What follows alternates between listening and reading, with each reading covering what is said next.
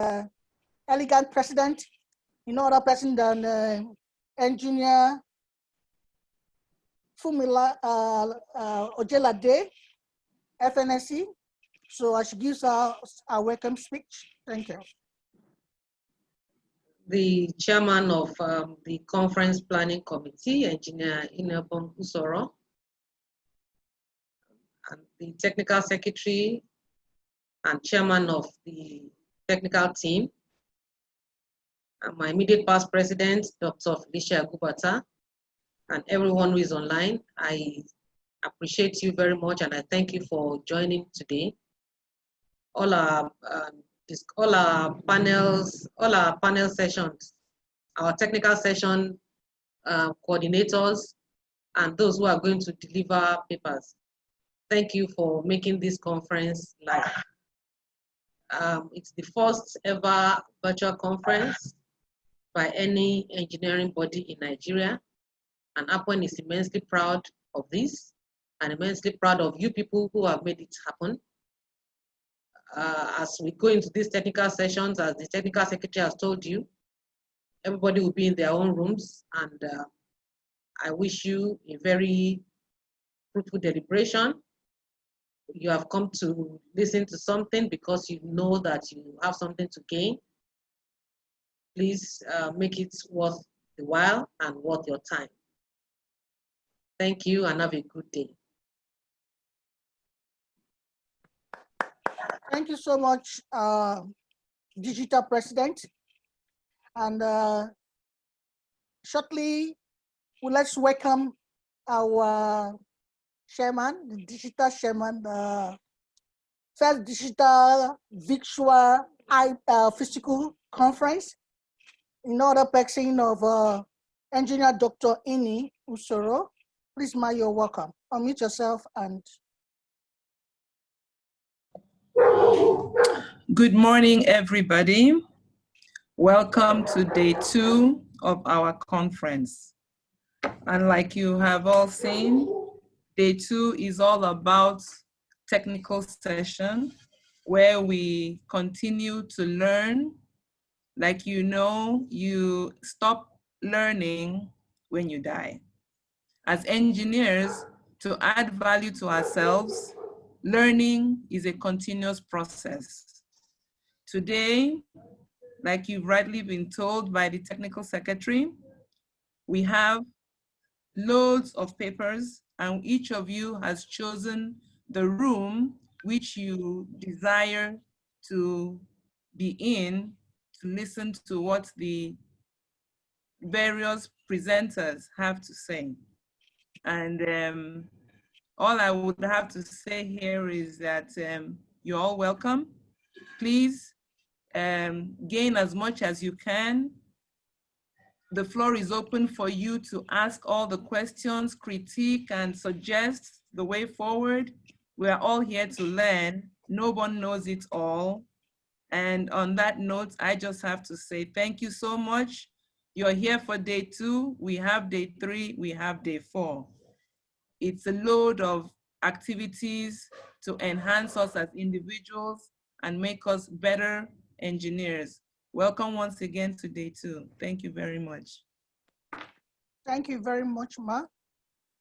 On this note, we'll be handing over the section to the organizer, the host, another person of Mr. Shagun, to take us to different breaker section according to where the authors and the participants are going to be presenting their papers.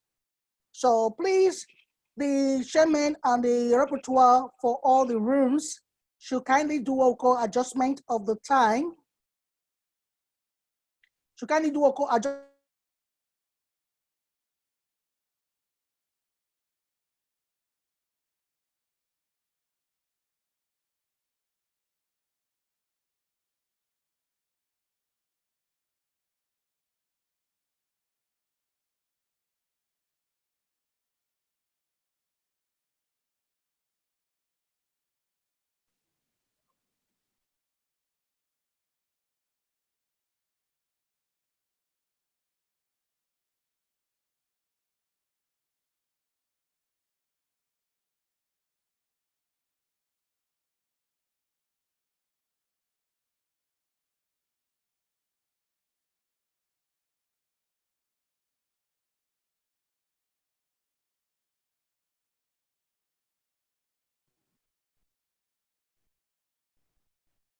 Hello?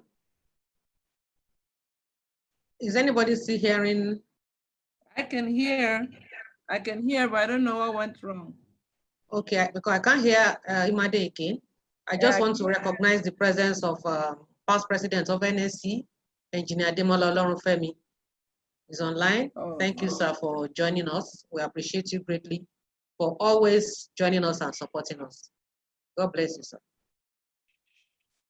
Oh, thank you so much, President. Back. Thank you so much, President Ujelade. I'm so grateful for that. There was some switched over to room 1, but they switched me back. Thank God for that. So please, all technical chairmen and rapporteur should do justice in their rooms, make the rooms lively, make the presenter enjoy their presentation section, and make those participants to ask questions accurately and let us all enjoy our rooms. So at this point in time, you will see a pop-up on your system. Please kindly join the room that you have been switched into. At the end of the time for the presentation section, we converge back to the main room for a closing of this section. Thank you so much, my president. Thank you so much, the vice president. Thank you so much, the chairman of this digital conference. Thank you all technical committee member, all CPC members. Thank you all participants in this room. Let's break out of the section right now. Thank you once again.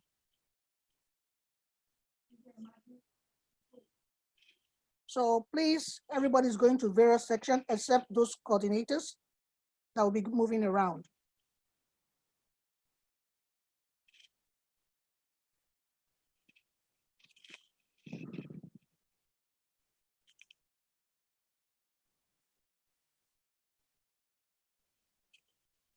And for those who are for room 4, what do they do? This is room 4? Yes, they should remain here.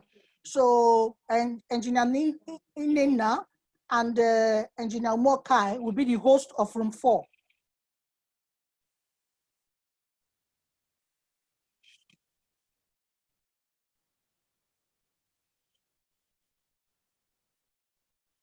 So Engineer Nina, please unmute yourself and speak. I'm for room 2 and I'm still here, please. Engineer Shegun, can you send? Engineer Shegun, please. Okay.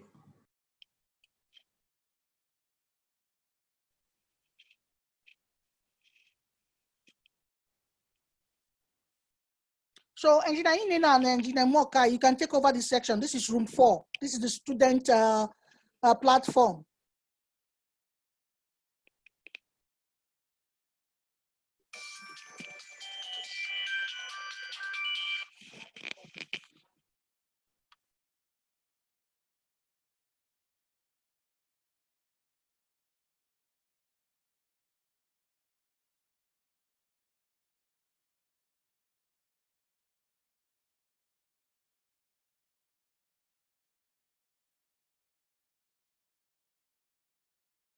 Thank you,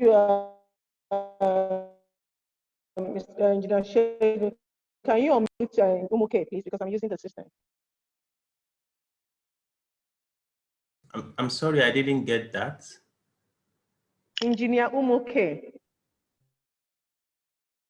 can you unmute? We are using the system. Yeah, that's my system actually. Can you help me with the name, just maybe the spelling? UMMU. All right, thank you.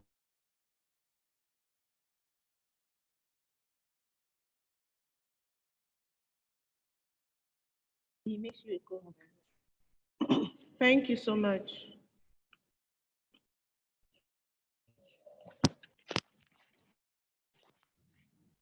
Good morning, everyone in this room. I may not be able to know the number of participants. Good morning. Thank you.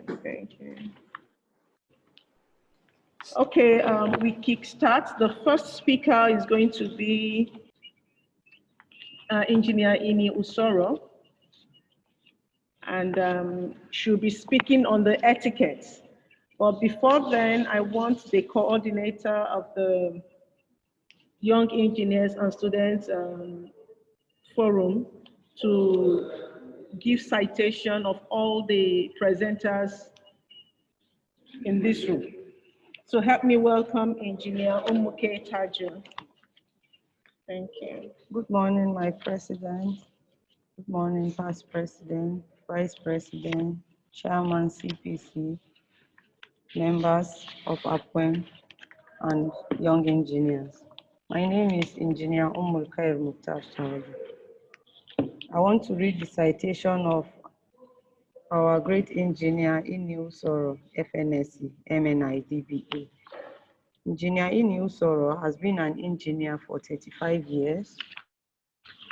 She is a fellow of the Nigerian Society of Engineers, NSE, and a past president of the Association of Professional Women Engineers, APWEN. She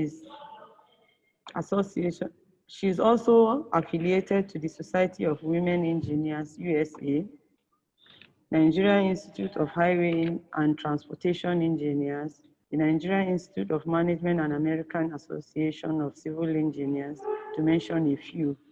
Presently, Engineer Ini is a director with the Federal Road Maintenance Agency and heads the Road Maintenance Management Service, RMS, department. Her professional career spans highway design, construction, maintenance, and management. Engineer Ini is a graduate of civil engineering from the University of Ilorin in 1985 and holds a master's degree in civil engineering in 1988 from the same university. Engineer Ini Usoro obtained a diploma in French language in 2000. Engineer Ini also has a master's in business administration 2012 from the University of Leicester, UK, and is at the final stage of her doctoral program with the University of Liverpool, United Kingdom. Engineer Ini is a born leader with a passion to coach and mentor others. Thank you, Ma. You're welcome. Please welcome Engineer Ini to speak on the platform. Thank you, Ma. Sorry, I was logged out a bit there. I couldn't hear. Okay, Ma. It's time for you to make your presentation, Ma.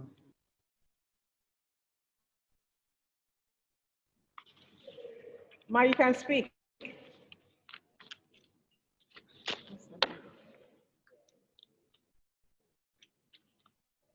Can you hear, Ma? Can the host help enable her to share her screen, please? Yes, she can share her screen. I think it's more of a network issue on the side.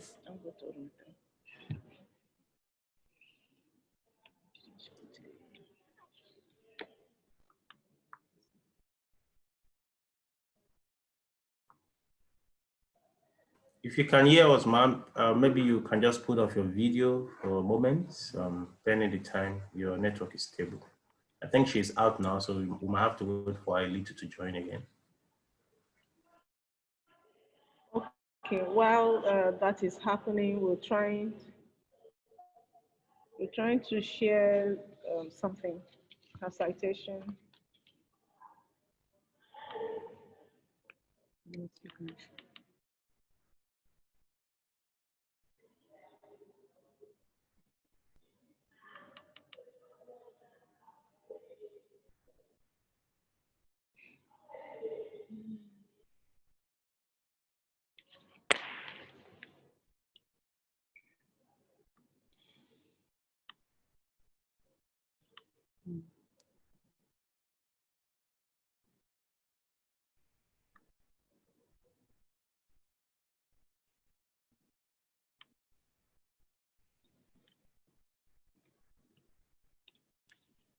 No, Ma, are you there? Oh, I should call her.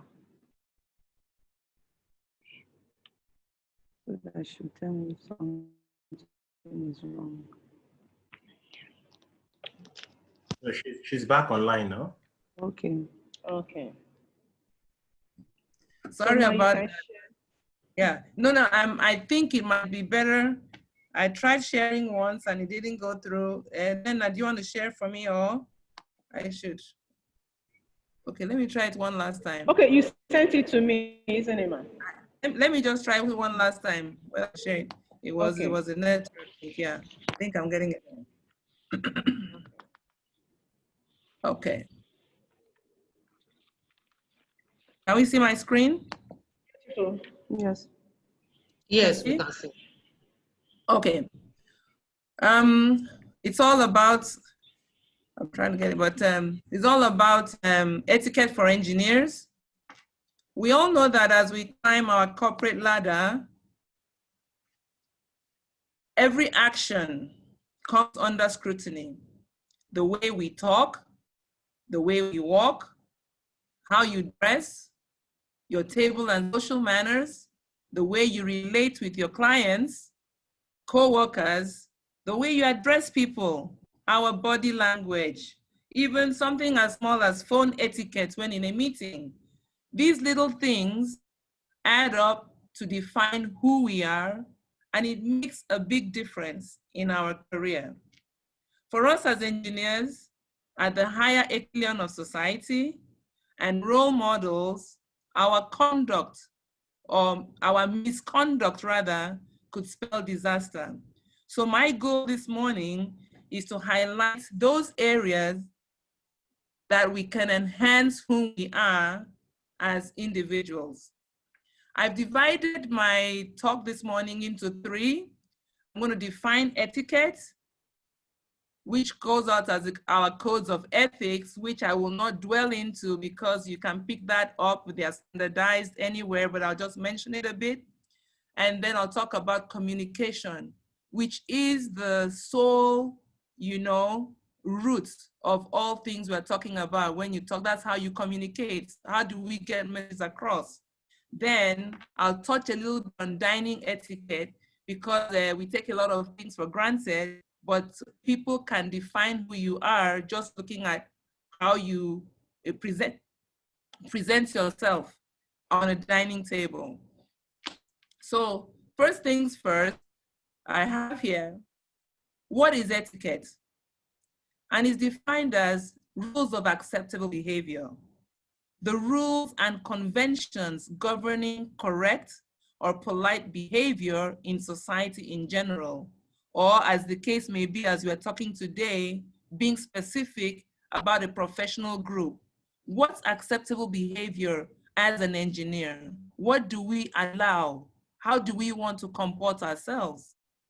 Etiquette is also defined as a code of behavior that enables us to show courtesy and civility to others. That is to say, what is your manners? How do others view you? Because your code of behavior demonstrates a certain kind of attitude of who you really are. Like I said before, codes of ethics exist. All engineers have the responsibility to build a good image for the society, the engineering society in particular, and Nigeria, the nation. Such we should always be conscious of the impact of our actions on the public image of our profession. Because if I behave in an unruly manner, it's going to affect how people view the Association of Professional Women Engineers. So it is very important that we build a good image. There are several codes of ethics. I just wanted to mention a few, and these are readily available. You have the Nigerian Society of Engineers Code of Engineering Conduct. You have the Council of Registered Engineers of Nigeria Code of Conduct. You have Environmental Ethics for Engineers. I have the IEEE Code of Ethics, just to mention a few. Like I said before, as students, Google and see codes. I saw myself here in form. Standards of what is expected of you as an engineer. I talk about communication. Communication is the bane of one's attitude. It has been defined as exchange of information between people. That's how you speak, how you write, using a common system of signs of behavior. That is referred to as communication. Communication, again, can be looked at as a message you're trying to put across. It could be spoken, it could be written. Communication can be the act of communicating. How do you communicate information? How do you get that message across? Communication, again, is rapport, a sense of mutual understanding and sympathy. Just body language, you meet a bereaved person, you don't even have to say anything when you have communicated that you're there for that person. That is the sense of mutual understanding. Access, communication is a means of access. Example, communicating is a connecting door. Our focus is on effective communication, and this can only occur when the receiver understands exact information or idea that you're sending across. I mean, if I say good morning and the person I'm talking to does not understand what it means, I have not communicated. So the receiver must understand exactly what I'm putting across. I can't speak good morning to the person in Akwa Ibom when I should be saying Messiere. Your voice is like your thumbprint. It's the most important element in your personal brand. It defines who you are and it can empower you. When I say your voice, without looking out, if you speak or a friend speaks, you should be able to know who is talking. Who is it? That's the thumbprint. Your voice is your thumbprint. And because the voice is your thumbprint, the parts you must consider are your intensity, your inflection, the rate at which you speak, and clarity. By intensity, you know that when we are angry, your voice is loud. You know, people can perceive that you're angry. So you want to communicate, always ensure that you get the right message across.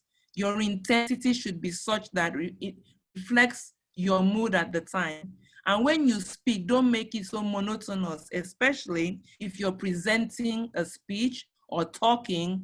Raise your tone when it's a question mark. Example, how are you? You don't just say, how are you?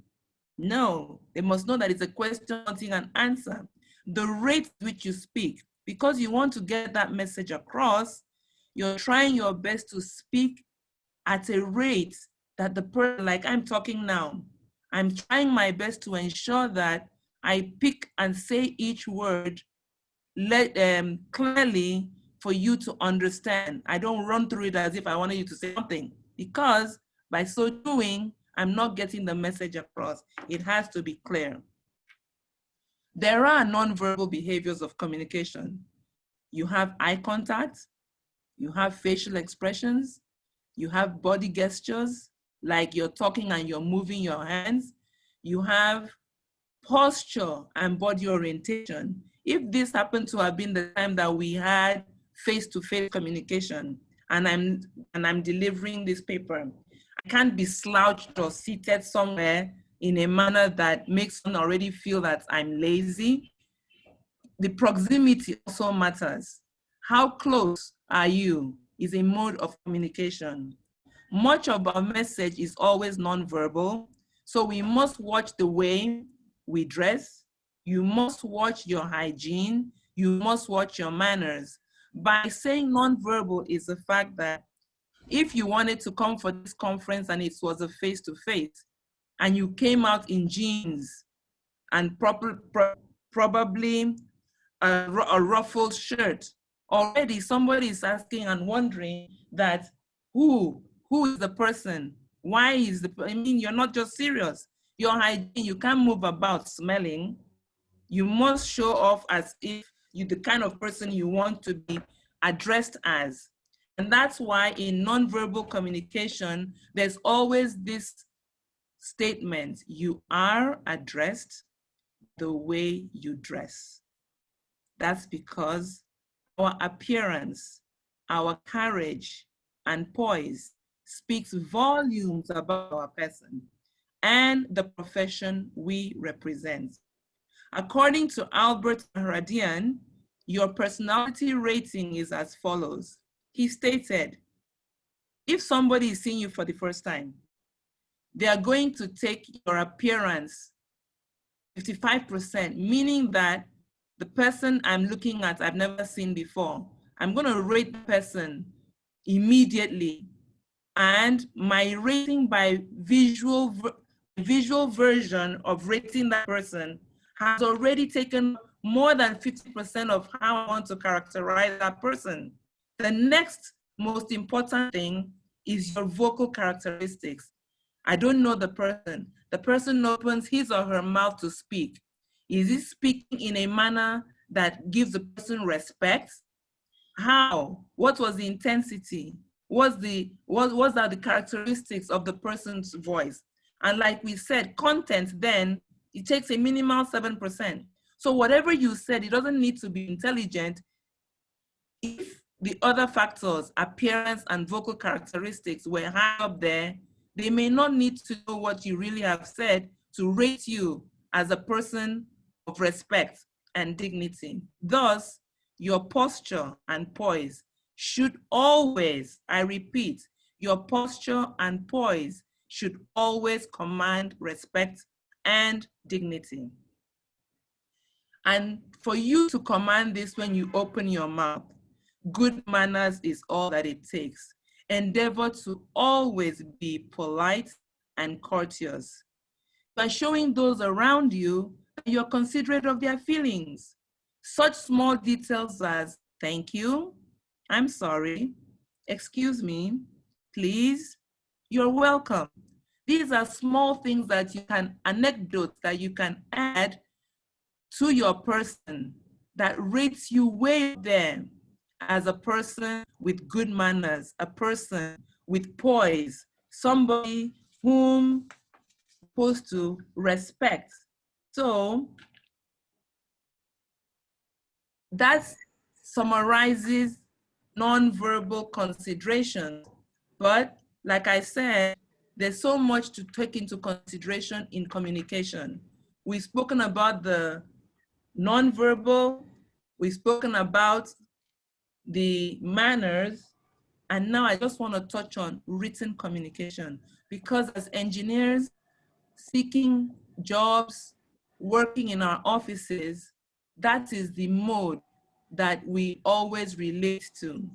In organizations, it takes the form of memos, minutes, letters, emails, proposals, reports, to mention a few. So what do? Especially when you are considering written communication in the office, in a formal setting. Always remember that it's not the kind of thing you do on your social media where you shortcut ways of writing and all that. All writing you do in a formal setting must always be with a formal tone. Normally, using DEAR, dear, is an appropriate salutation with the appropriate title. Dear sir, dear ma'am. Make use of a complimentary close at the end of the letter. Example, sincerely, yours truly, or please accept the assurances of our highest regards. Then you can indicate your signature, which your signature would then at the bottom contain your name, your job title, and if you're writing outside your company name and contact details. We are always writing reports. It's another form of written communication. A report is a document that contains information that's targeted at a specific group of persons. So each report will always be different. There are various reasons for a report, such as your report may be to share ideas, concepts, or opinions. The report will also be to persuade or to negotiate. Whatever the report is meant for, once you have the context, then you must prepare. The preparation of the report means that number one, you must define clarify the purpose of your report.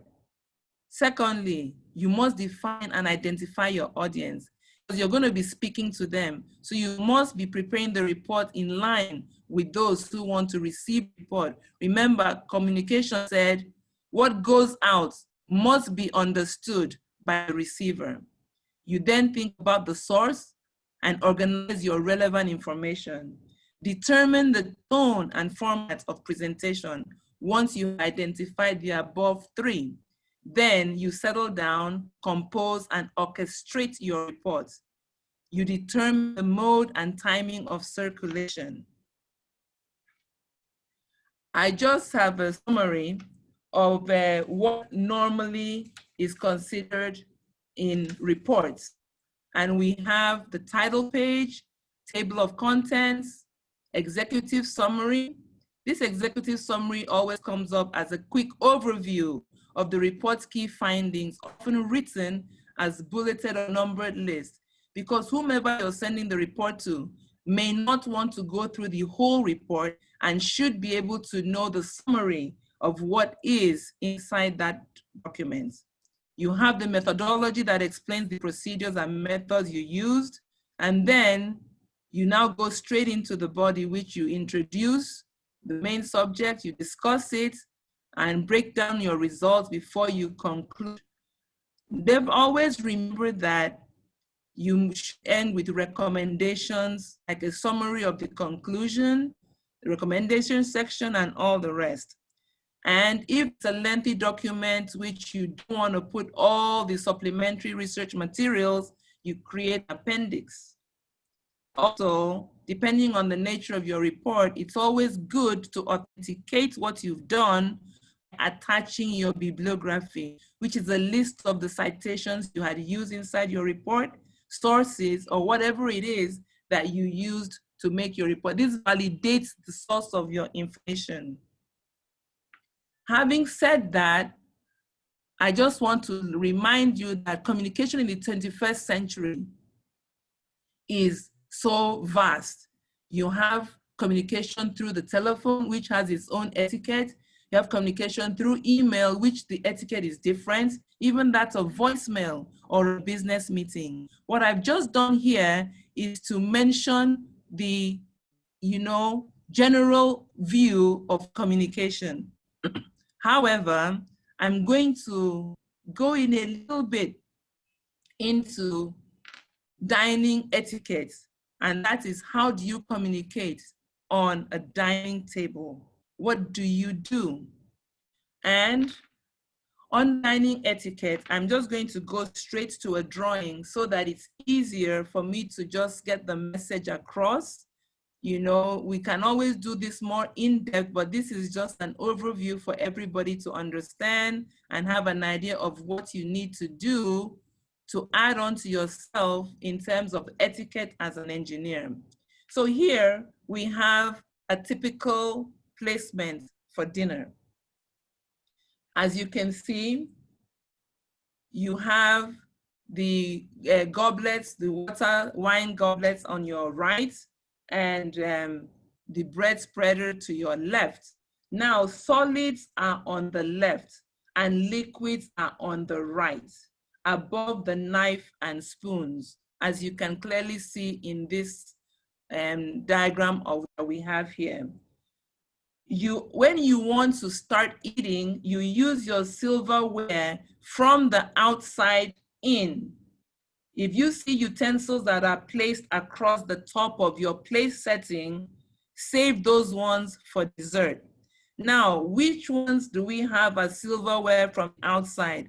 With this typical table setting you have in front of you, if you were there and you want to start eating, you know that what would have been placed in front of you would have been the soup.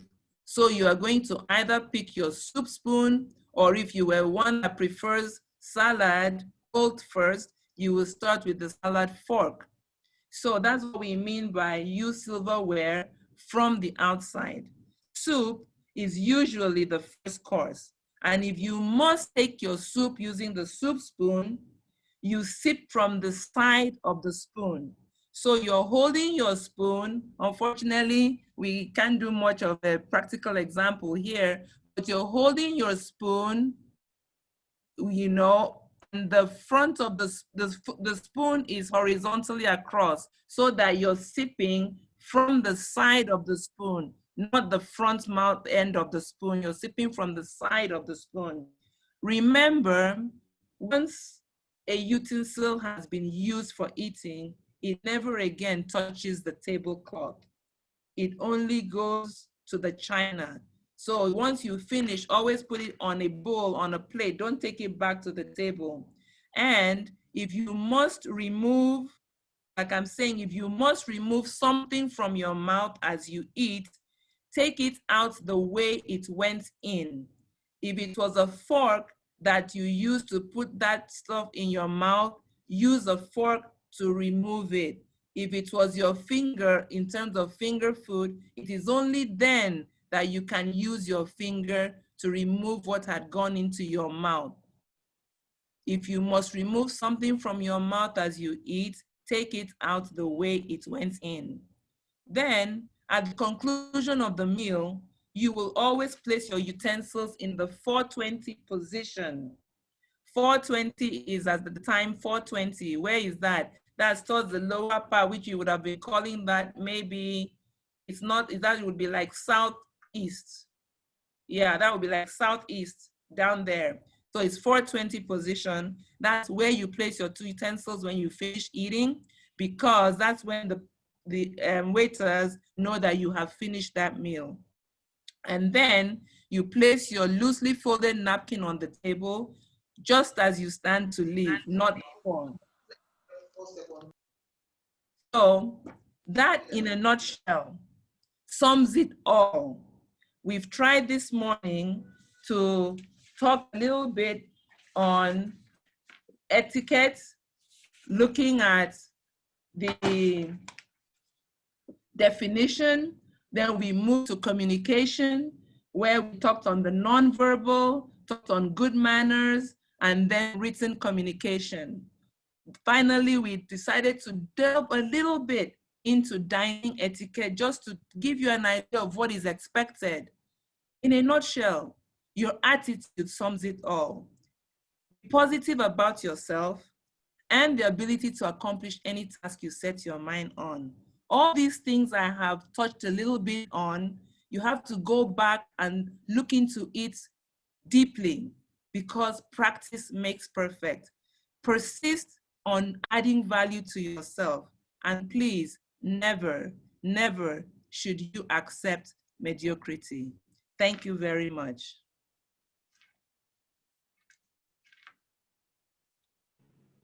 Thank you very much, Engineer Ini. We really appreciate this. Is a wonderful presentation. As we can, oh, my network is bad. Okay. We thank you for this wonderful presentation. Any question and answer? Please? Thank you very much. Any question for? Yes, please. Please, anyone with any question? Okay, maybe in the absence of the question, we go to the second speaker. Maybe you type your question in the chat box for us to enable us to move ahead. Okay. Okay, ma, please, can you please stop sharing the screen? Thank you very much for this wonderful presentation. Thank you very much. Yes, ma.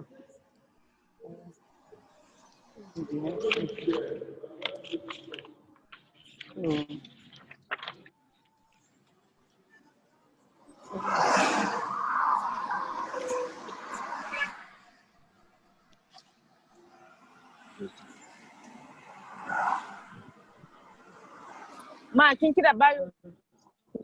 Ke ce ne? Wanda mai tana ki daina shafa mai na fuska.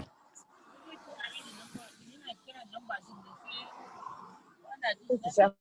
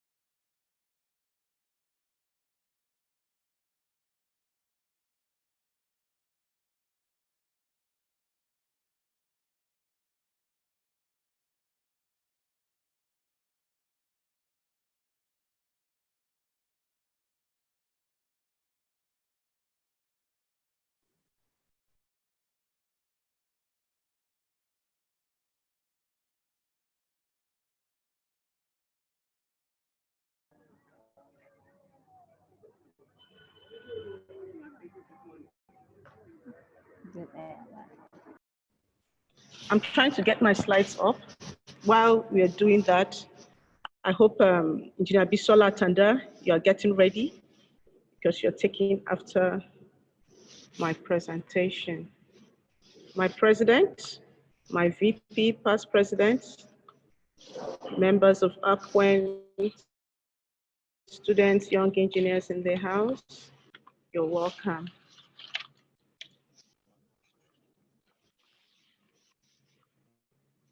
Sorry, still struggling. Thank you, past presidents Ini Usoro, for your wonderful presentation.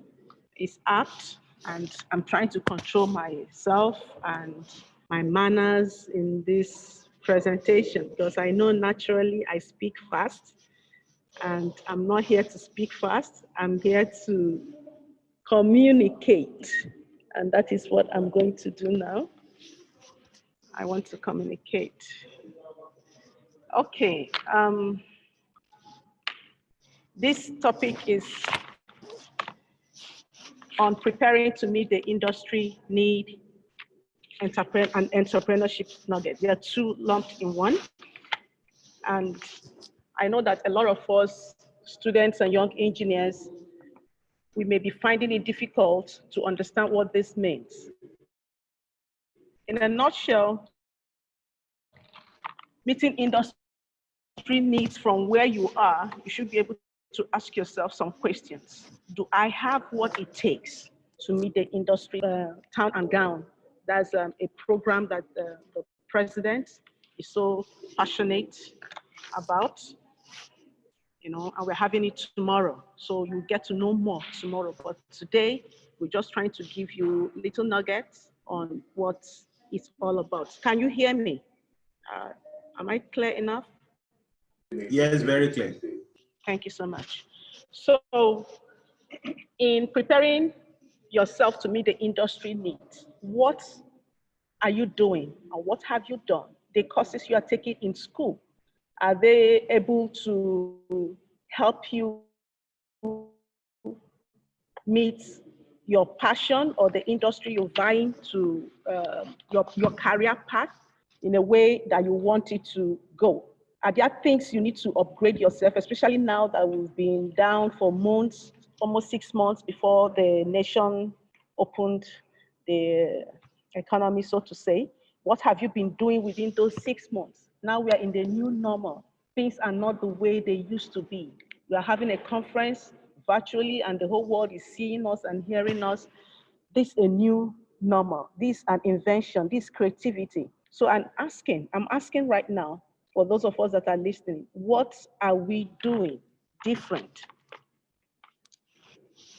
What are we doing different to meet the industry demands? You might be a chemical engineer, you might be a water engineer, you might be any agri engineer. What is it that you think you need to do to meet up the demand outside, to meet up the challenges, to meet up your clients' need? What I have here as project-based learning, PBL, you can see that students need to develop skills to work independently or collaboratively to come up with essential questions. Like I've been asking, that does not have an easily found or specific answer? These days, I remember the conference, I think it was during the fellowship, you have to think outside the box. Engineer Bindri was talking. You have to think outside the box. There are so many problems in our communities. What are you doing to be able to solve some problems? As an engineer, I'm not talking from the concept of an engineer. What are we doing? Are we promoting critical thinking? Are we creative? Are we problem solvers? The only way we can meet the challenges outside or meet the industry need is if we think outside. In fact, somebody said there is no box outside. Yeah, I remember the conference I attended. They said there is no box. Are you critical in your thinking? Are you positive that yes, when they say that this bottle of water is not liquid, it is solid, can you prove it? What can you do about it? So I now ask again, just somebody can just put something in the chat box. I'll take it. What do you think project-based learning is? What do you think a project-based learning is? It's already there.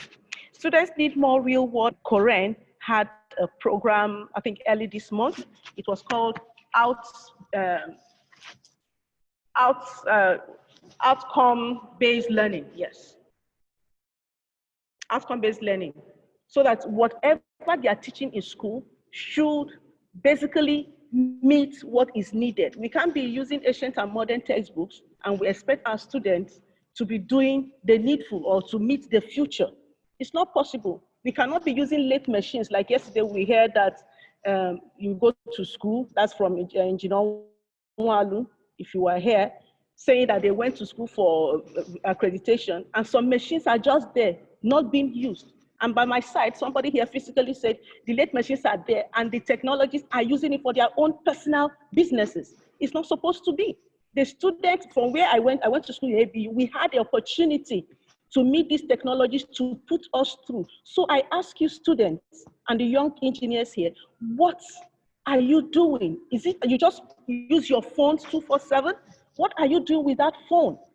Do you have time to go to your labs to get to know what you need to know, to get to know the parts of those lathe machines, to get to know what is in that workshop and how they are being used? Employers need people who are employable. These days, they don't have time to. Sorry, I'm hearing noises from my own room. Material because Hello? of the composition. You know, from pozzolanic materials, Hello? it said that I'm in another room. by the time you combine the silicon oxide, the aluminum oxide, and the iron oxide, it's supposed to have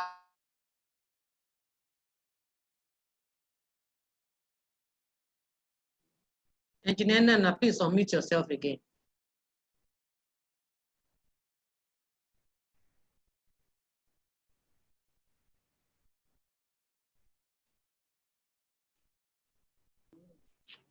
Can you hear me now, ma? Yes, please. Thank you. I was actually hearing interference. I'm glad that the first speaker talked about communication. So part of the things that affect us is communication. And she actually said everything about that communication. In the entry communication that you have here is how you attack project or problem-based learning. You get to know the entry communication. What are you looking for? They know the need to know the project definition. What are you looking at? What is that problem you're trying to solve? You ask questions. You can use different modes of interview or using questionnaires, whatever kind of need assessment form you want to use. You can use it to assess feedback. From that feedback, you'll be able to know whether you have a workshop or a training or any kind of program you want to use to address that project or problem you are working at or working on. You do the project, you might get an evaluation back that will help you know whether you are going forward or you need to address one or two things before you further. That's another assessment or asset feedback before the final product or final thesis you're going to work on. We're talking about artificial intelligence. Artificial intelligence comes to what the future needs. What do the future need? Artificial intelligence, we talked about data, big data yesterday. We talked about big data. We talked about additive manufacturing. These are things coming up. What are you doing with your phone? Read up all these things. It's not necessary that you have to go and look for one big, gigantic computer. Everything is on your phone. Big data is the big thing. They're talking about Mark Zuckerberg doing this, doing that. It's all about big data. People are buying data, and this is huge money. And more or less, I think it's even going to beat crypto or Ethereum for those of you that are in the financial world. With that being the prediction, students will benefit by learning about artificial intelligence and discussing the ethics surrounding its use. So they can learn how to use artificial intelligence for good, become problem solvers and designers, and create their own artificial intelligence rather than possibly being replaced by artificial intelligence. Yes, most of the, if you go to Tesla now, I think last year, from what I read, they sacked about 9,000 people because AI has taken over. Do not allow artificial intelligence to take over your job. B, you are the one that designed that robot, so why should the robot take over your job? So you feed it, it's what you feed into it that it takes, it acts on. Garbage in, garbage out. Be able to create a niche for yourself that other people don't do. What do I mean by that? You should be able to have a skill set that your employer would need. Should be able to have a skill set. If people are very good in Python, there should be something above Python that you should know, that when they ask you during your interview, someone else is going to talk about that, you should be able to say, I can do this, I can do that. That means they don't need to spend so much money training you. You are bringing value. You are bringing value to the table. If you don't have value, the people don't need you. And don't think you are indispensable. There are so many people out there looking for a job, but what is it that you are bringing on the table that will make you different? How willing are you to change, to come out from your comfort zone? All this, you have your interest comes to play in this, your skills, the kind of skills you want, that it comes from, your skills come from your passion, the passion that you desire, the passion that you have in doing things. That's what, like for me, I don't think I like to sit down. I like to see things happen. So you don't see me sitting down most times. I like to go around, like yesterday, you know, that's passion I have for the society. So I want things to work. And by doing that, people will identify you. People will know that this is your need. They'll start creating niche around, or rather, that kind of attribute will start forming a niche around you. So that's what we call the SKA, the skill, the knowledge, and the attitude.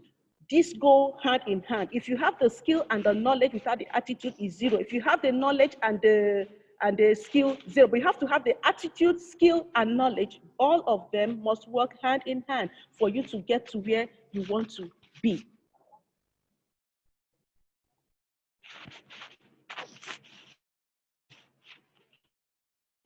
I have this idea on how to meet how to meet the industry need.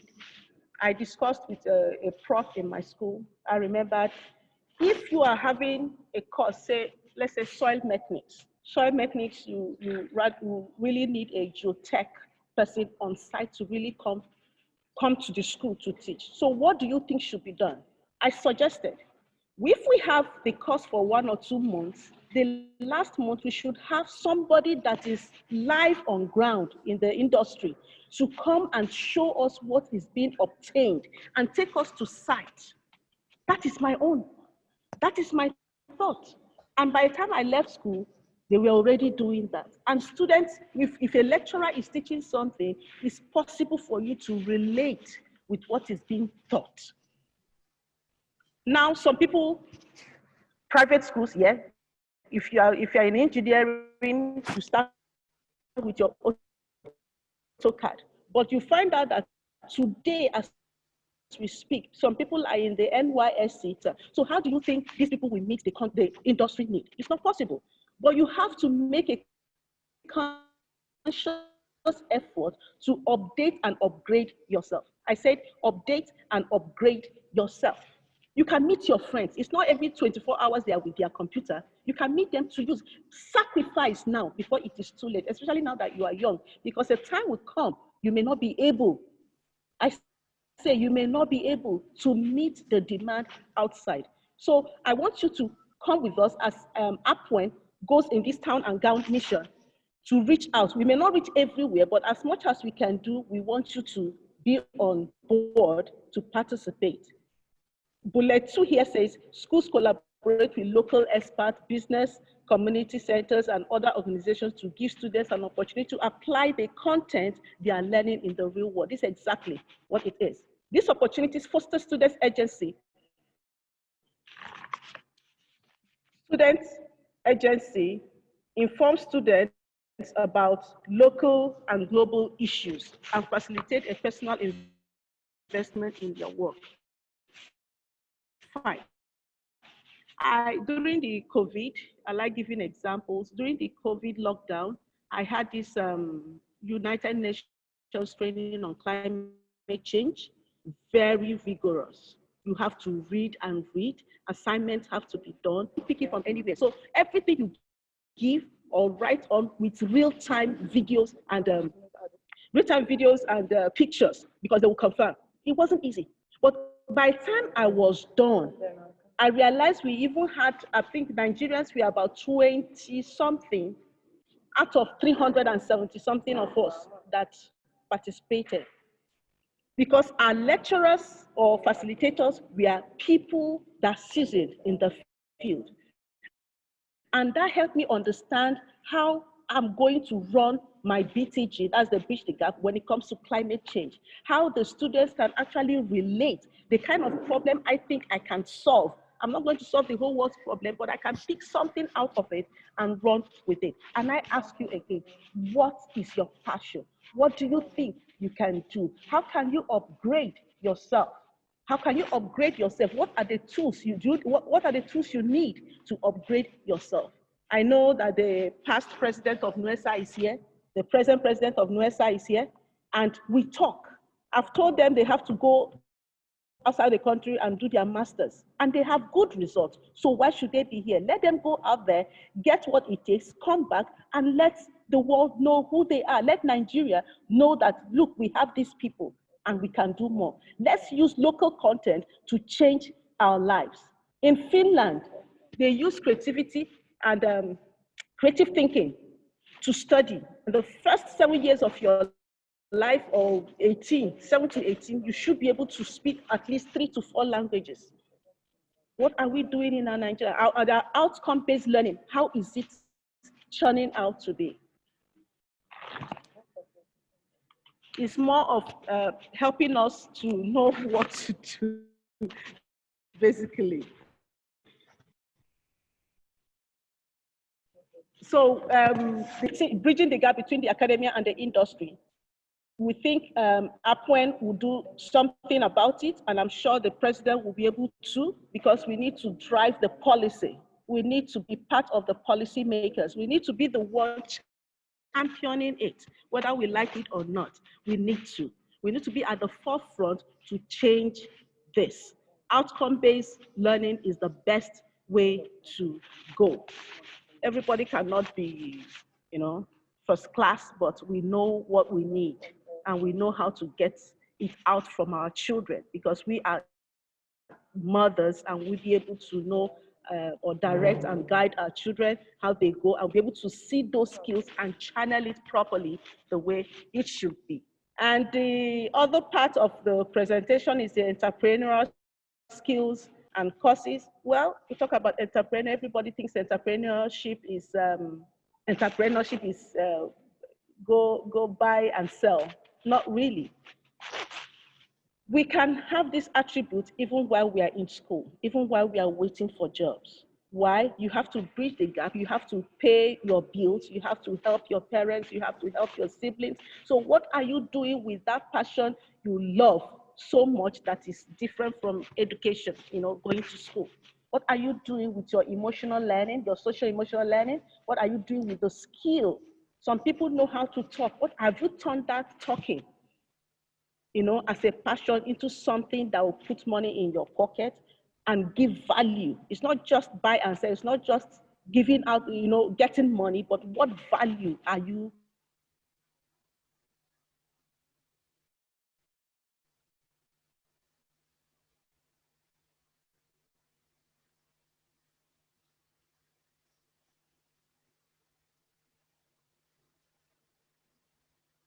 Hello?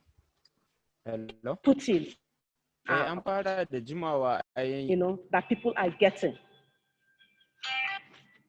What value?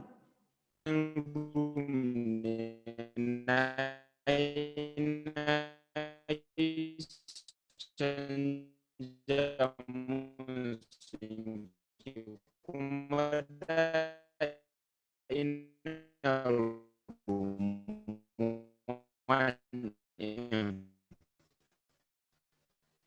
Am I still here? Okay, fine, thank you. So we come back to what Da value. ina room 1 din ne ko super that kawai a ba ni time ne. Sir, the thing is, I supposed to be in room 1. That is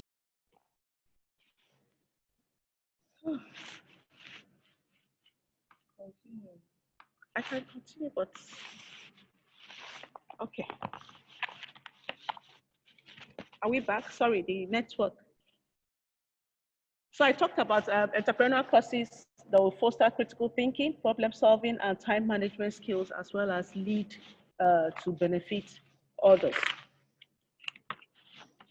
In entrepreneurial skills, you should be able to have passion. Passion comes out in play here. You should be able to be disciplined, know your financial management. Above all, create a niche for yourself. You know, I'm sure I'll be able to say more when I get the questions. Create a niche for yourself, because two people can be selling two products. Maybe let's say we have 2 bottles of water here, you know, and this is Nestle. What can Nestle do to have an edge over another product? It's possible that they could change the bottle. It's possible that they could, like, okay, put a straw by the side as a promo or whatever. So what value are you adding to your product? Because you are not the only one God has given that kind of brain to do that particular goods or services as a business or as an entrepreneur. What can you do different? People are making, I see what they call Zobo, and people are, Zobo is this red fruit drink that people take in the north. People put ginger, people put cloves. You get to another shop, they are putting so many varieties, just like tea. I have a friend, she likes to make her tea herself, you know, and she's planning now to go into, that's Linda Beatrice, she's planning now to go into, you know, production full time. That's passion she has.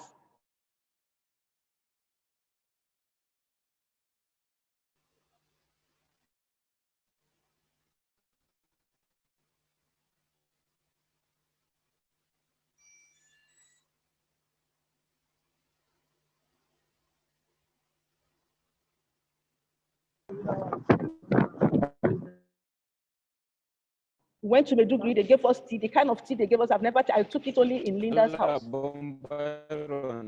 So if somebody can put so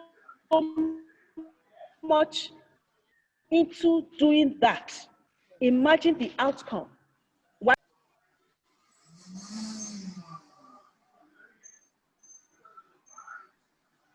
Come together with people with like minds, form a startup business.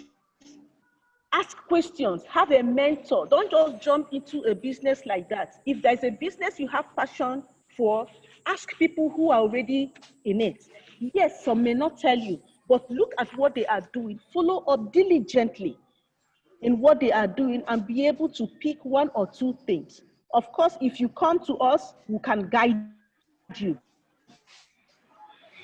We can guide you. At least I have some young engineers, some of them are not engineers, that we talk to on business management.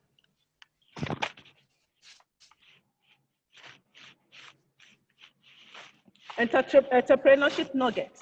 If you identify your small business or product or services you want to do, you'll be able to know your customers.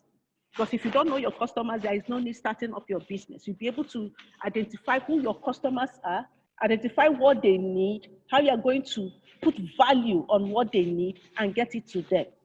Not that you start business today, you're selling Ankara, and sorry, I'm using that, but that's not the kind of entrepreneurship you're talking about here. You're selling Ankara today, or Monday and Tuesday, Wednesday, nobody sees you. And your neighbors are already waiting to get Ankara on a Wednesday, and you are not there. If you are not persistent and consistent, there is no need. If you don't have that mindset of being persistent, there is no need you being in entrepreneurial path. Determine your, yeah? We supposed to be in room 1. We actually determine your startup resources, prepare your business plan, ascertain your business location. You have to register your business name and domain name. Because if you do not do that and you're thinking, okay, I'll set up everything, and you've already started using the business name only for you to go to CAC. After you have sent your proposal, somebody has used that name. You start all afresh. You understand? So it's good to start everything on time. Make sure you finish one, you go to the other one, like that. And like, please, if you are doing partnership with anybody, we advise that you do partnership with somebody that you trust. Trust is in quotes. People can change. Please, people can change. So make sure that you document everything that you ought to have documented, and it is signed and everybody has a copy. Start small. Don't say you want to start a business, you're starting with 10 million naira, and before you know it, it goes down the drain. Start small, grow your business. Get and stay connected. Your network is your net worth. I said your network is your net worth. If you use your network, you'll be able to know your net worth will increase. It will be huge because it is like, you know, this person that knows that person that knows that person. Oh, I want to buy this with this person. There's this, you know, the message keeps going. So you use your social media handle very well. Get and stay connected. Market and promote your small business, no matter how small you think it is. You don't know where it's going to be. Surround yourself with like-minded entrepreneurs. I've talked about that, and believe in your brand. Don't say, I use this logo. It's not fine. Whatever it is, start. The problem we have is to have to start. People are so afraid of taking a bold step. Life itself is a risk. You being on this Zoom today is a risk, because there's something you left behind and you're not even sure how it's going to be. So I commend you and appreciate that, but life itself is a risk. So take a bold step to make a change. Thank you, as I await questions that will address other areas I've not touched yet. Thank you so much for listening. Thank you very much, Engineer Nena. We really appreciate your presentation. This is a wonderful presentation. Please, do we have Engineer Bishola? Is there any question? Please, any question? Please, can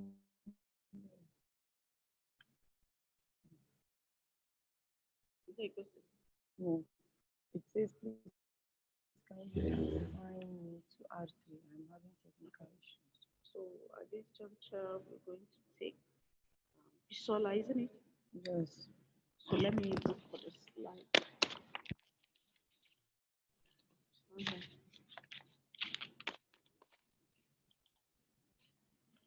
Please, I'm going to read the citation of Engineer Bisola Atanda, MNSE.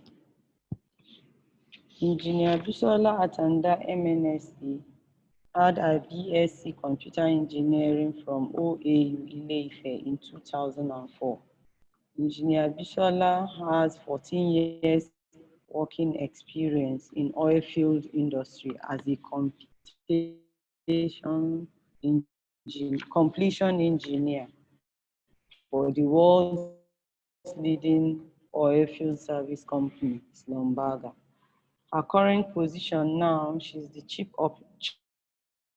Operating Officer, Clean Field Environmental Service Limited. Engineer Bishola held various positions. She provides technical support to sales and operations, personnel worldwide to ensure best service quality for clients. She leads job planning and operational reviews for equipment and processes for locations worldwide. Engineer Bishola is responsible for 8 different locations, ensuring that operations are able to deliver safe, efficient, and reliable products and services for our customers, for the customers. Engineer Bisola drive implementation of new business system and workflow through training and coaching of managers and field personnel. Engineer Bishola is recruiting manager for Nigerian and Gulf of Guinea, based in Ghana, also the university relation manager. She is in charge of managing the company's staffing and planning functions in operations with line management based on current and future activities forecasts. She's ensuring that the company's interview, select, and hiring practice are in compliance with governmental requirements. Engineer Bishola identified and maintained contact with Lumbaga recruiting and university relation teams and recruiting sources. Engineer Bishola is ensuring consistent corporate image throughout recruiting campaigns, career fairs, seminars, and so on. Engineer Bishola is implementing the company's recruiting. She's organizing training for the coaching and development of new employees into the field program. Engineer Bishola's operation manager for completion, Gabon. Her responsibility, she's responsible for the day-to-day operation of product line in the region. Engineer Bishola ensures the operating cells are adequately equipped to provide adequate working and maintenance facilities. Engineer Bishola is organizing training for the coaching and development of new employees. Engineer Bishola evaluates the quality and efficiency of field operating through personal observation, analysis of report, and quality control to determine corrective actions. Engineer Bishola is project engineer for ENI Deep Water Operations, Nigeria. Engineer Bishola is a field engineer for completion in Nigeria. You're welcome, Engineer Bishola. Please, is Engineer Bishola online? Please, let's check. Okay. What's her full name? Bistola what? Let me read Bishola Atanda. Engineer Queenet, are you around? Then we'll take the next citation.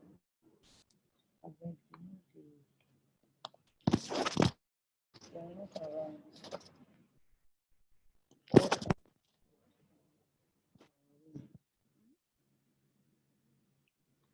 Queen has sent a message. She's having technical challenge from Okada Town. Okay.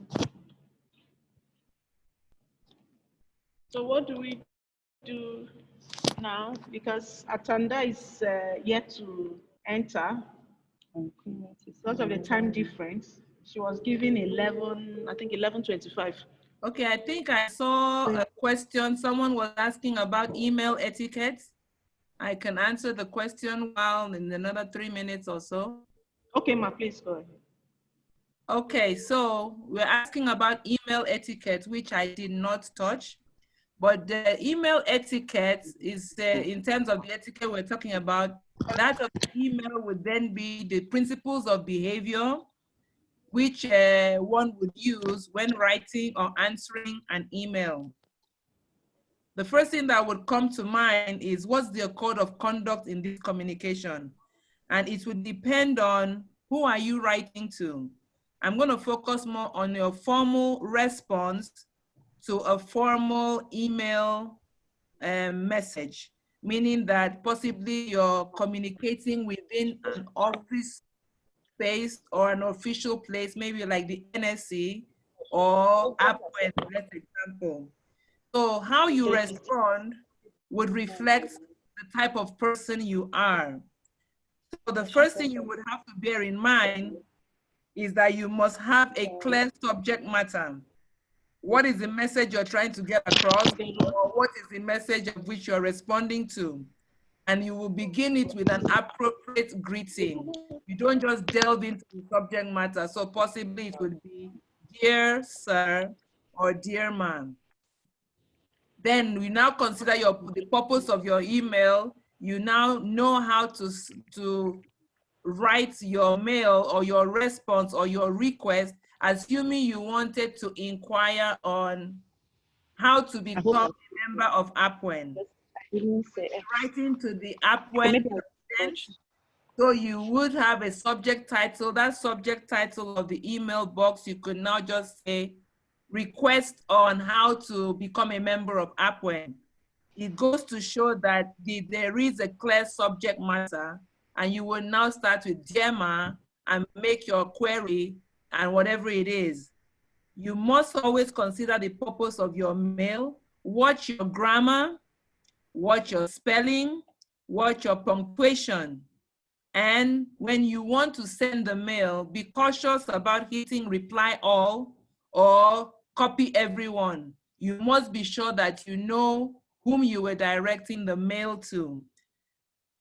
And then again, I would say keep your emails organized, assuming, even as we are now, there's so much on social media. Like I sometimes open my mailbox, not the office one, and I'll be seeing messages reading like 1,000 and something. So many of them. So I just organize and have folders that I send those ones that are important to. So organize your email so that you have a way of staying on top of the formal messages. And then for those ones reflect on who you are in the formal environment you find yourself, please always reply to those mails promptly. That, in a nutshell, is what I would consider as part code of ethics for email communication. But if there's anybody out there who has something I've left out, please, the floor is open to add to that. My colleagues and all those that are engineers and not students who have been in the corporate world and have experience, the floor is open. Thank you so much.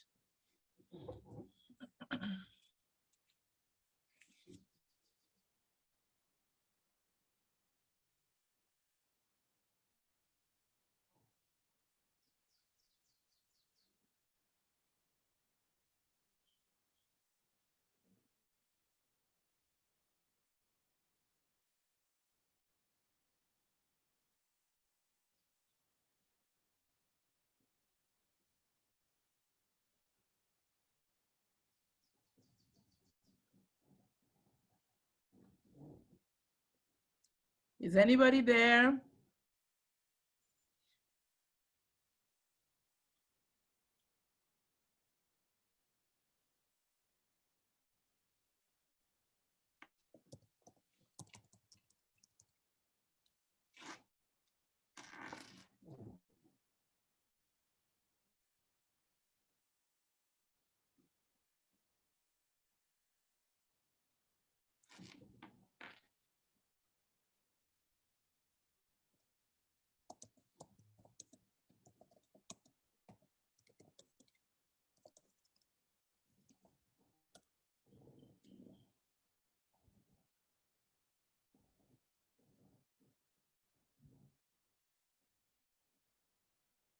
Nena, we can't hear you, or I can't hear you here.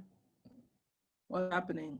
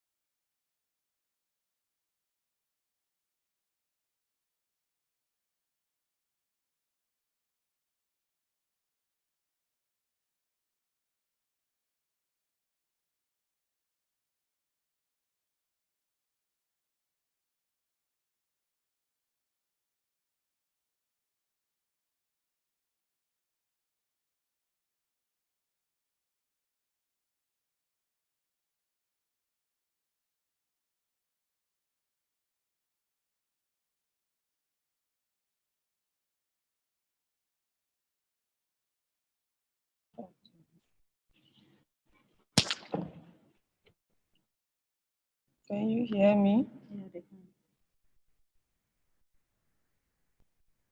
Can everyone hear me? Yes, we can hear you. Okay, please, we are trying to get Engineer Vishola online. She's entering now. She's entering now, please. You should just give her some seconds coming.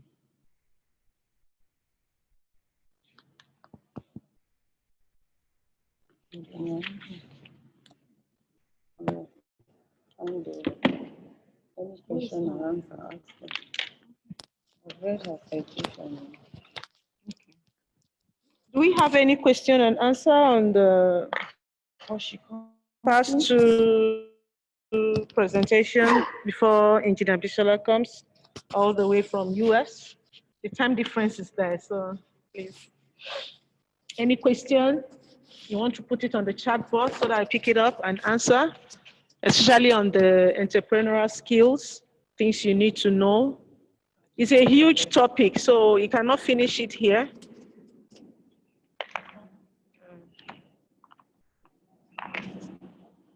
For those of us waiting to go for NYSC or about to graduate, what is your commitment in making sure you are employable or that you'll be able to meet the demands of the industry from where you are at the moment? What do you think you can do?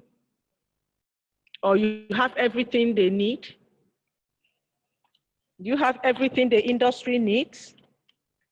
If you do, I'm so happy, and I will be so happy. It means that if you're an electrical engineer, that all the softwares that have to do with your designs, all the computer-aided design softwares, you can use it. If you're a chemical engineer, you can use all the computer-aided design, the cards. If you're a water engineer, you can use WaterCAD, EPANET, some other simulations, softwares. I'm so happy to hear that. That means Nigeria has actually upgraded the educational system. Am I right? We have work to do. Make it a point of duty that at least before you sleep each day, you spend 2 hours on. There are so many of them out there, free download, free softwares you can use for students. Let me tell you, they don't tell you this. They are free. Go to Cisco, they are free softwares you can use only for students, and you must have a valid ID card to register as a student. They won't charge you from 100 levels till final year. You will be using it, and you can even make money using it to design for senior engineers and get some cash from it. I'm encouraging you, is begging, we are begging you, so that you don't go out there and you are not able to defend your certificate. I can see Engineer Bikisu Danjuma, you're welcome. Engineer Udwak Efyang Eseng, you're welcome. I don't know if Engineer Bisola, you've entered.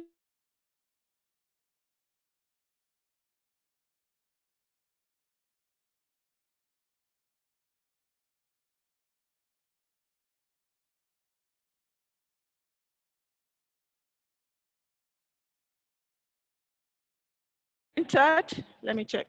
The host is supposed to bring you to room 4, 11:25. And you can see that we are still way about 20 minutes before 11:25. I know they all work with time. So we are asking her to come in actually before her time. So please exercise patience. And it means that we started and before time. And oh yeah, I can see her. Engineer Bisola, you're welcome. And we have read your citation. We are glad to have you here, and you know that you're going to do justice to your presentation. So you have the floor, man. Now you can share. Can the host make her a co-host so that she can share her presentation, please? Thank you.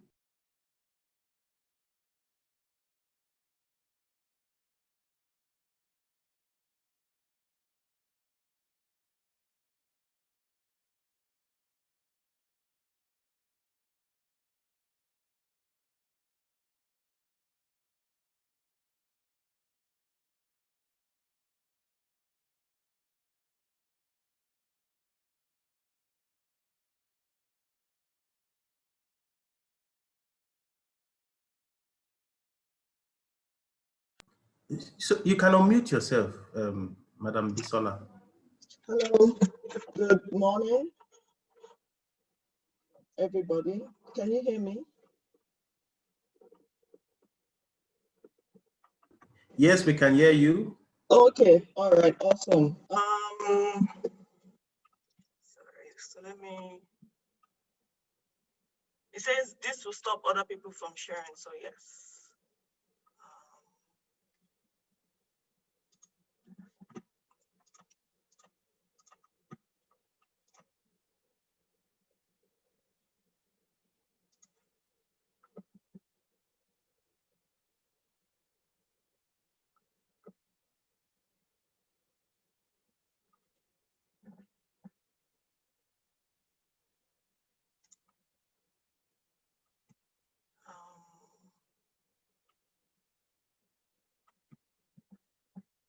Can you see my screen?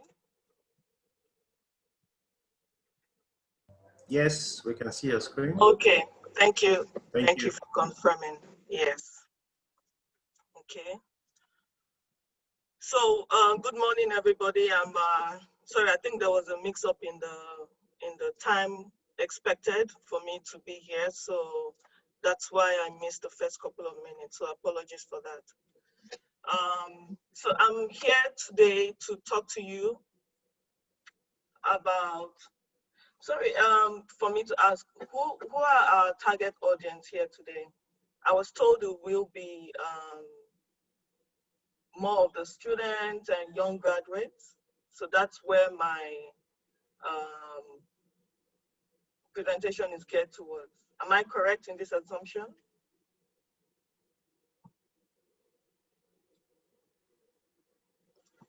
Hello?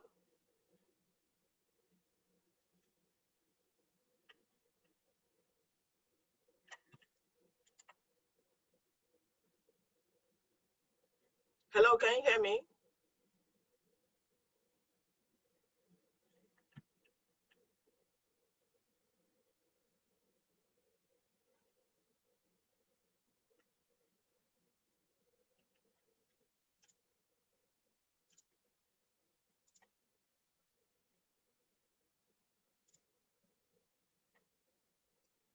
Hello, can you hear me? Can you hear me? Because I can't hear anybody.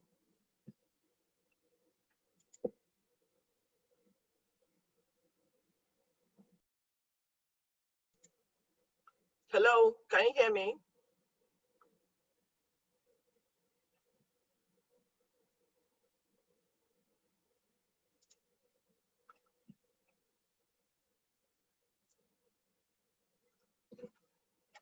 Okay, good. I've seen the chat now. Thank you for confirming that.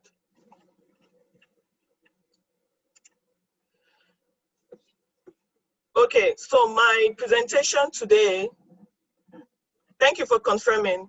So my presentation today is geared towards more of the young, fresh graduates. So I hope I am speaking to the right audience. So I'm going to talk today about, what are the steps? What are the steps to make a good resume, and also what are some of the tips that takes for you to be able to ace basically an engineering interview. I was not here when my citation was read, but I did spend some time as a recruiting manager. So just to try and share with you some of those things that we look out for when we are interviewing potential candidates. Okay, so my content today is the first part is the preparing a resume. Then what are those things we do before an interview, during and after, and some additional notes at the end. Okay, so the first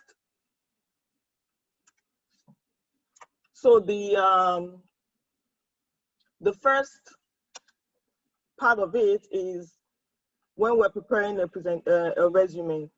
What are those things that are important for you as a graduate, a fresh graduate, even also an experienced individual that is important for you to have in your resume? And I put on some 6 bullet points here. So the first things first is your name and contact information.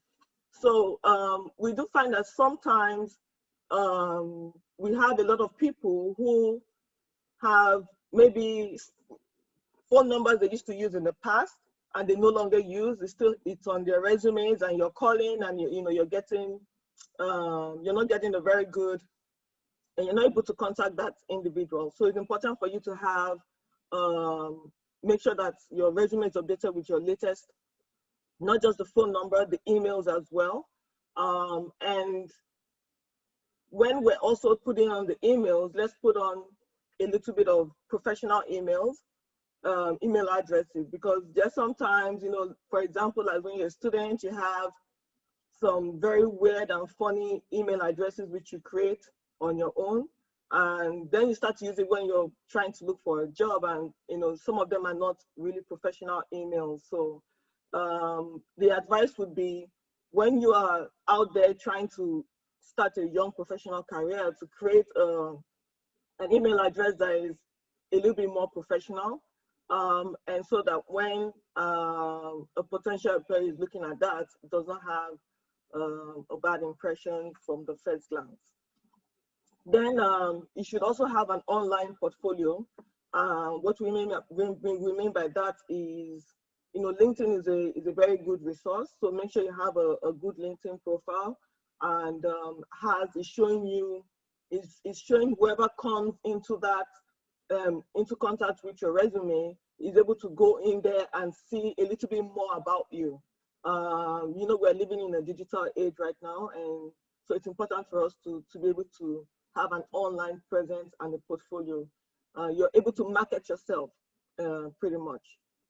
Then you talk about your career objective. As a fresh graduate, definitely you have very little experience, and so this career objective is actually one of the most important aspects of your resume, where you state your intention, you mention your degree, what are your strongest traits, and make sure you tailor those traits to whichever industry you are applying to. So if you're applying, to, like, for example, a research organization, you put in your, you emphasize some of your skill set in paying attention to details and just being very analytical. But if you're trying to, apply somewhere else, for example, in the oil field, which I spent most of my career in, then you're looking at, for example, being able to work under pressure, being able to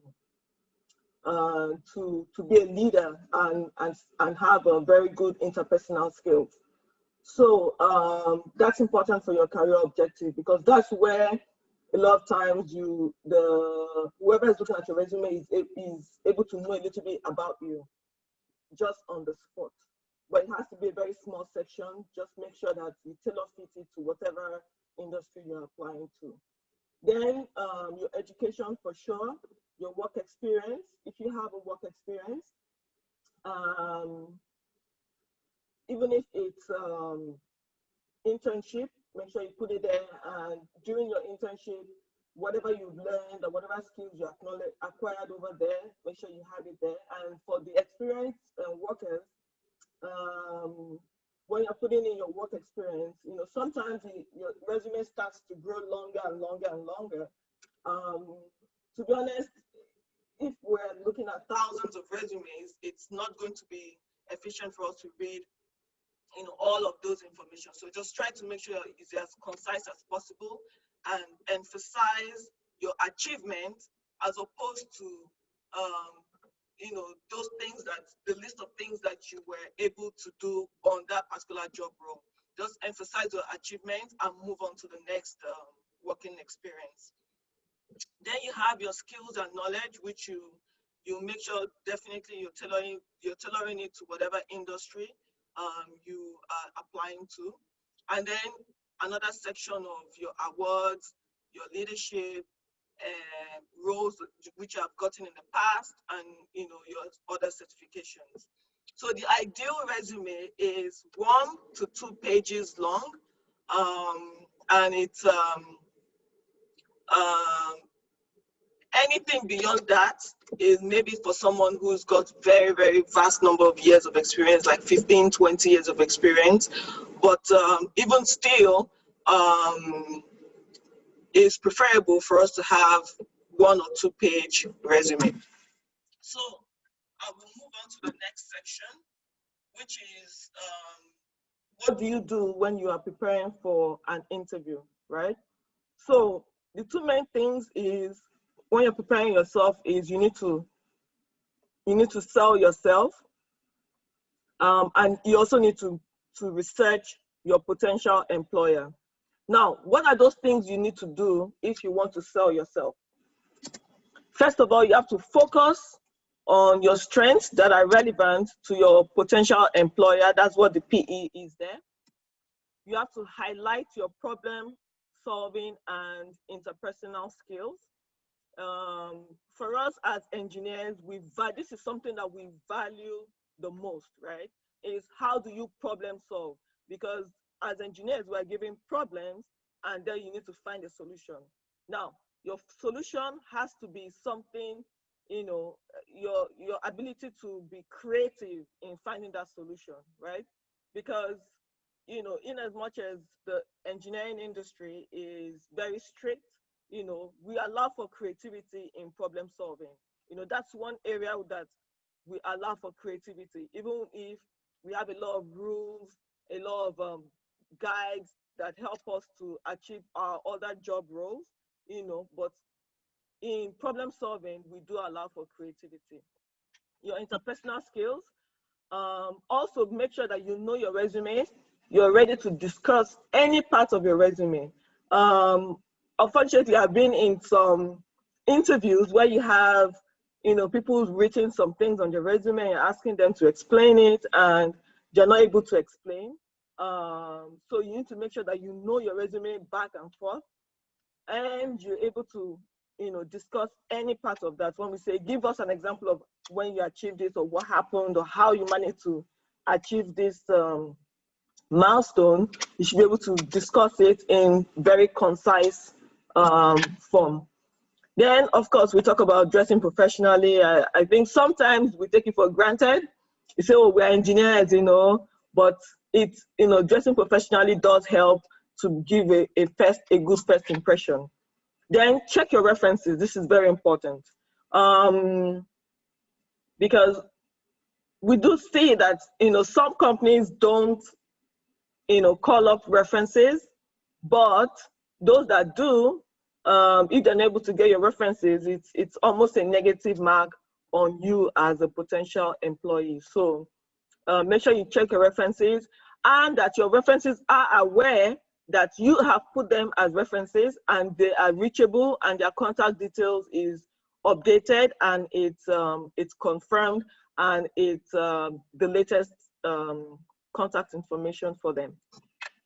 Then researching your employer is one of the most important things you can do before you walk or step into an interview.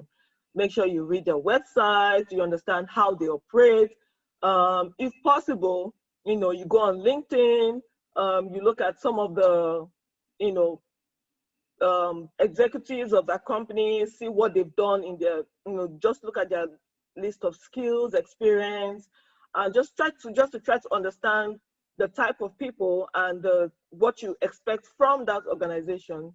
Because interviews are two-way.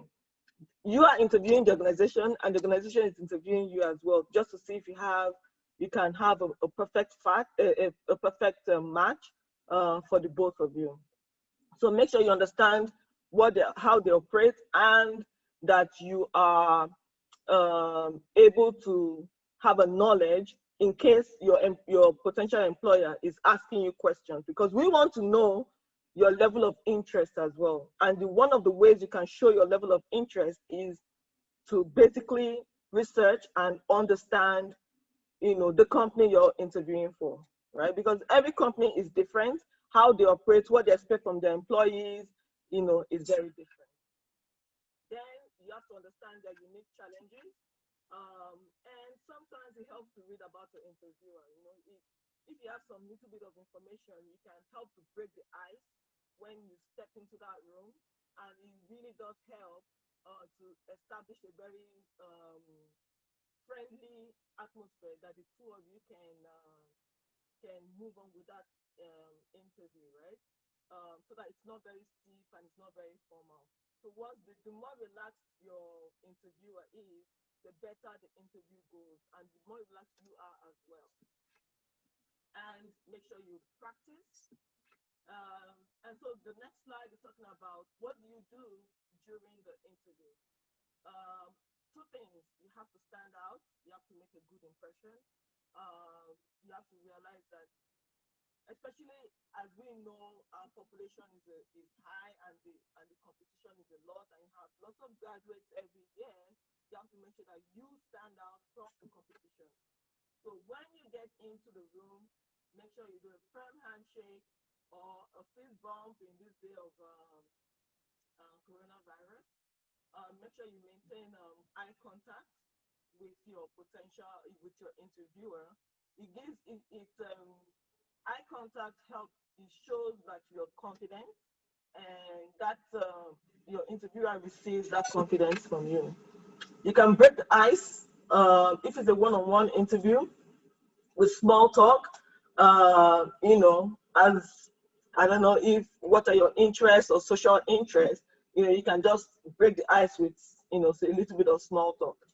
As Nigerians, we know, like, we're, for example, football crazy, so you can talk about what happened during the match over the weekend or something, just to kind of break the ice and get everybody in a relaxed mood for the interview. Make sure that your responses are thoughtful and they are measured. And when we say they're thoughtful, try not to give too much information, because the more information you give, it can lead to further questions down the road. And so you want to make sure your answers are short and concise as possible. And be honest. It's okay to say, I don't know. I will research and I will get back to you. We're not expecting you to be, Albert Einstein. And it's really okay for you to say you don't know. Keep an upbeat and positive attitude, and focus on your engineering skills and accomplishments. It is an engineering interview. You want to make sure that those skills that we prioritize in our industry are those skills that you are focused on and you are able to emphasize to your potential employer. Then during the interview, please make sure you ask questions about that company. It shows your level of interest. It shows that you have done some research. Have a list of pre-prepared questions with you, so that your interviewer, as well, is answering your questions. It's not like you're putting them on the spot, but sometimes I found that some people I interview, they put me on the spot, and it gives a very good impression, and it's something that I really liked, and I think a lot of interviewers like that as well. Then it's important to see what about your career path, what are the opportunities for growth. It does show that it's something that you are, that you've gone on to research, and you want to see how you fit into that company, right? Because, in as much as you want to make sure that your expectations, are tempered by what you know that the interviewer is giving to you. And you can always obviously confirm this by going to the LinkedIn profile of some of the executives in that company and just seeing how they moved and what opportunities they have for growth there.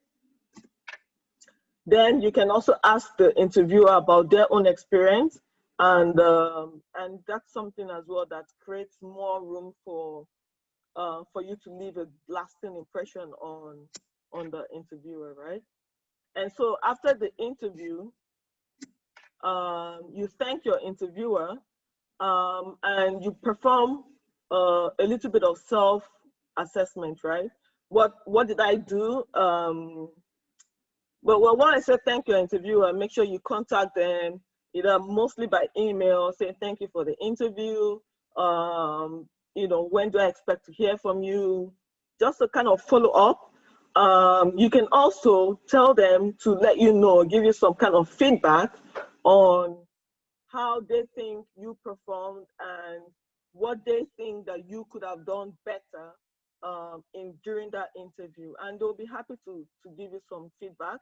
And that feedback, you take it in, you assess yourself, and should that interview not show up in the job expectation, the job offer that you're expecting, some of that feedback will help you in the next interview, right? And increases your chances of getting a job for the next time. So the additional notes here are for us to know that background checks, depending on the company, may include your social media. And as you know, our social media is our online persona, right? So make sure that your social media is very responsible. Make sure that you have a good impression of yourself out there, okay? Use, like I mentioned in the first slide, use professional email addresses. Your resumes, there are lots of, resume formats and templates online, which helps. And so let's make sure that we're using the internet as a good resource as well. Then always verify the approximate length of interview, right? You want to make sure that you're prepared. I'll give you some examples. When I was interviewing for Schlumberger, a lot of our interviews last the whole day, okay? And so we let them know, but it seems like some interviewees, they just did not have an idea, and they get tired and they get cranky, and they're fading towards the end of the interview, right? So make sure that you know how long that interview is going to take, and you are prepared, not just mentally, but physically as well. That if it's going to take the whole day for that interview, make sure that you're prepared to spend the whole day and you're ready mentally and physically. And remember, the company is in need of your skill, right? So in as much as you are looking for a job, the company also is looking for your skill set. So that should give you a little bit of confidence when you are stepping into that room. The internet is a good resource. There are lots of tips online which you can check. There are lots of on YouTube as well, there are lots of information there that you can check on how to, conduct a better interview. The world is a global village, and so do not hesitate to always update yourself, update your skill set. And I think one last thing, which is not on the slide, that I want to add is that as in Nigeria and as Nigerians, we do focus a little bit more on just the pure educational skills, right? Like, okay, I've gone to school, this is my degree, here you go, right? But these days we need to try to build other skills. We need to make sure that we're, well informed. Even if it's to volunteer for like charity and all of that, those things help also to build your profile. It helps to build your interpersonal skills. Join organizations, attend seminars online, things, whatever it is that you can build upon yourself, and just put in have a backpack, you put your education in it, you just continue to build up your skill set and your profile. Because these days, your degree is not enough. There are 1,001 people who have, first class in engineering or second class upper in engineering, or, whatever grade you finish with, right? There are lots of people who have that. So what are those things that you would do to make yourself stand out from the crowd? And it's just by, adding on to your skills, adding on to your knowledge, and making sure that you're also well informed. And if there are certificates or certifications that you need to take or you see that are important to your field, do not hesitate to try and get those skill sets, acquire them and put them in your backpack, because the bigger your backpack is, the better it is for you. And also, you know, given the fact that you can reach out to people online, you know, you can make sure you try and find a mentor, and you know, so that they are interested in your career. You can message people, and you never know who is going to respond to you to give you an advice, to open opportunities for you. And so I've come to the end of my presentation. I hope it was useful, and I hope I have the right target audience, because that's what I prepared my presentation to fit towards the fresh out graduates and people who are, you know, in the job market. And I will open the floor for any questions, any feedback. So thank you for listening, and I hope I was able to impact something important to someone at this time. So thank you very much.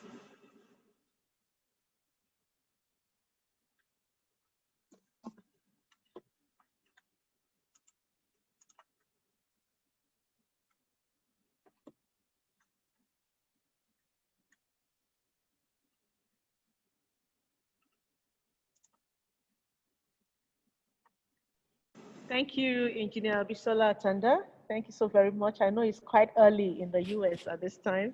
Yes. We appreciate your making it to this presentation. Back to our audience. I don't know if there's any question, but from what she said, that we should have some tips, you know, in getting ready for an interview. Your name and contact information should be clear, your career objective. She talks on the education, workplace skills and knowledge, and get to know how to sell yourself. That's in summary of what she said. You have to sell yourself, focus on your strengths. You get ready to discuss any point. That means you need to know your resume in detail. You are not giving them what you don't know or what you forged or brought from the internet, but you are giving them the whole truth. And that's why she said you got to be honest. You know, highlight your problem solving and interpersonal skills, and you should dress professionally. And you know that our first speaker today talked about that on etiquette. You should know how to dress. She also mentioned that your referees should know that you are actually applying and they can be reached, and you must give their updated details so that they can be reached at any point in time. You should be able to research your potential employer. You should be able to dig out and go to the internet, know what they do, be able to talk about it, because the interview is going to be a two-way thing, or will always be a two-way thing. They ask you, you ask them, so that all of you can be on the same platform, and you negotiate on the needful. And during the interview, you should be able to stand out, make a good impression of yourself. You know, you should have a good eye contact. You should be honest, get to see if you can get the feedback from them. And after the interview, just in summary, you should be able to say thank you to them and be able to have a self-assessment, ask them whether you did well, or is there anything you ought to do better next time, assuming you are not able to make it, you know. And use a professional email, as she mentioned that.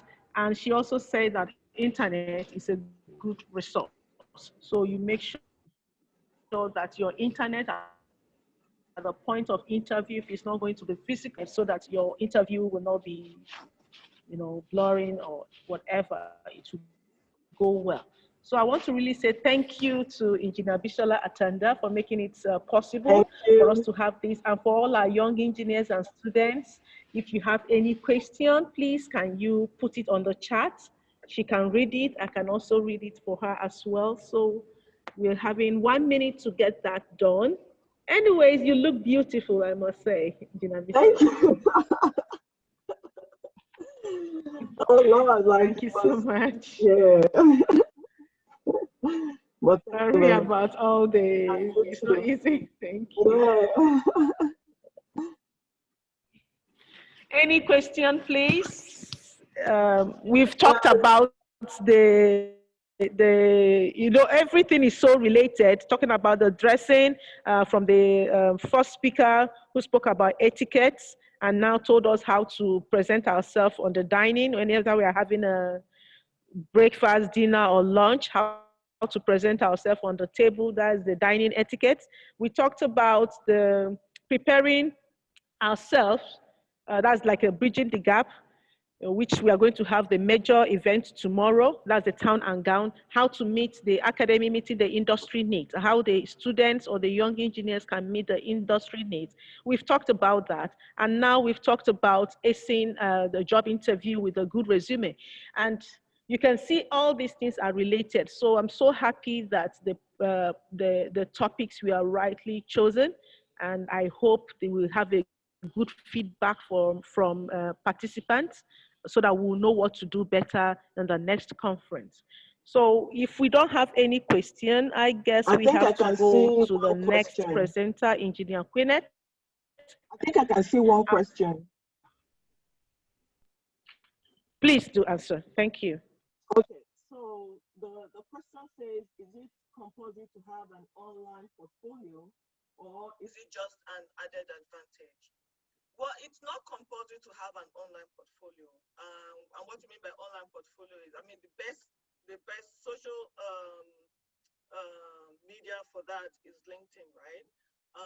It's not compulsory, but you know, if for example, you are already an experienced individual, I think, you know, in this day and age, it's compulsory, but not compulsory. But I think it's important for us to have an online portfolio, and it's just literally basically you're selling yourself, and you're able to connect to other professionals, right, in the industry. But if you are a young graduate, I don't find that compulsory, but please make sure that your social media is very responsible, because there are some companies that will go through your social media profile. You know, you've seen, if not in Nigeria, but, you know, elsewhere abroad, where they go through the potential employees' Twitter or Facebook. So make sure that, you know, whatever you're putting out there is something that you can defend and is something that does not offend a lot of people. So that's what I can say about having an online profile. Thank you.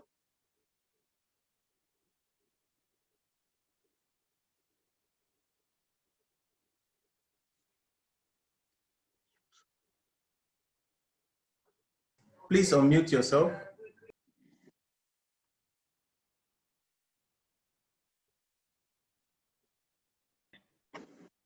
Thank you, Olusegun. Thank you so very much, Engineer Bisola Atanda. In the absence of any other question, we'll go straight to the last speaker, who is Engineer Quinnet Kingsley Omoyibo. So I will be sharing her, citation. Thank you so much, Engineer Bisola. Thank you. It was a pleasure. Thank you.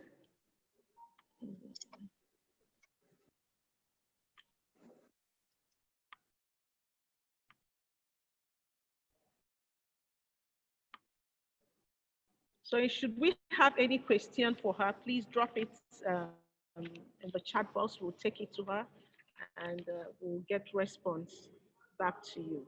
That's her resume. And this is Engineer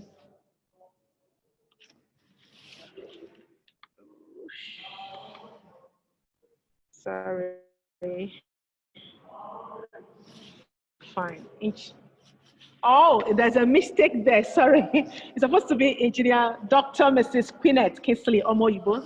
Sorry. I think the mistake is from us. We really apologize. But her name is Engineer Dr. Mrs. Quinnet Kingsley Omoyibo. I hope she's in the room right now. She was born on the 5th July into a family of 5 from Edo State, Nigeria. She attended Ebenezer Primary School in GRA, Benin City, Edo State, Nigeria, and acquired a Primary 6 Living Certificate with a distinction. She attended Idia College, Iyaro, Benin City, and got her Senior Secondary School Living Certificate, and then proceeded to the university to study engineering. She holds a bachelor's degree in engineering, a master's degree in industrial engineering with a distinction, and a PhD degree in production and industrial engineering, also with a distinction. She has traveled far and wide to acquire trainings to enhance her engineering career. She has also traveled to Accra, Ghana, where she got a certificate in entrepreneurial thinking for scientists, organized by Lancaster University, United Kingdom, and to Nairobi, where she trained on team essential competencies. The presenter is presently a lecturer with Igbinedion University, Okada Town in Edo State, Nigeria, and in the Department of Mechanical Engineering of the College of Engineering. She is a welding engineer. Did I hear somebody say, wow, yeah, she is a welding engineer with special interest in eradicating of welding defects and human factors engineering. I guess this is additive manufacturing, as we all know. Then the citation is quite long, so I'm going to summarize here. She is a member of NIMEKI, that is Nigerian Institution of Mechanical Engineers, APWEN, Nigeria Society of Engineers, and she's a registered Korean engineer. She is also a member of National Association of Mathematical Physics, MNA, MP, and a member of West African Society of Toxicologists, a member of Nigerian Institution of Safety Engineers. I welcome Engineer Dr. Mrs. Queenette Kingsley Omoyibo. Ma, please, if you are in the, yes, she's here. Thank you. So can you please unmute her so that she can take over and share her slide and make her presentation.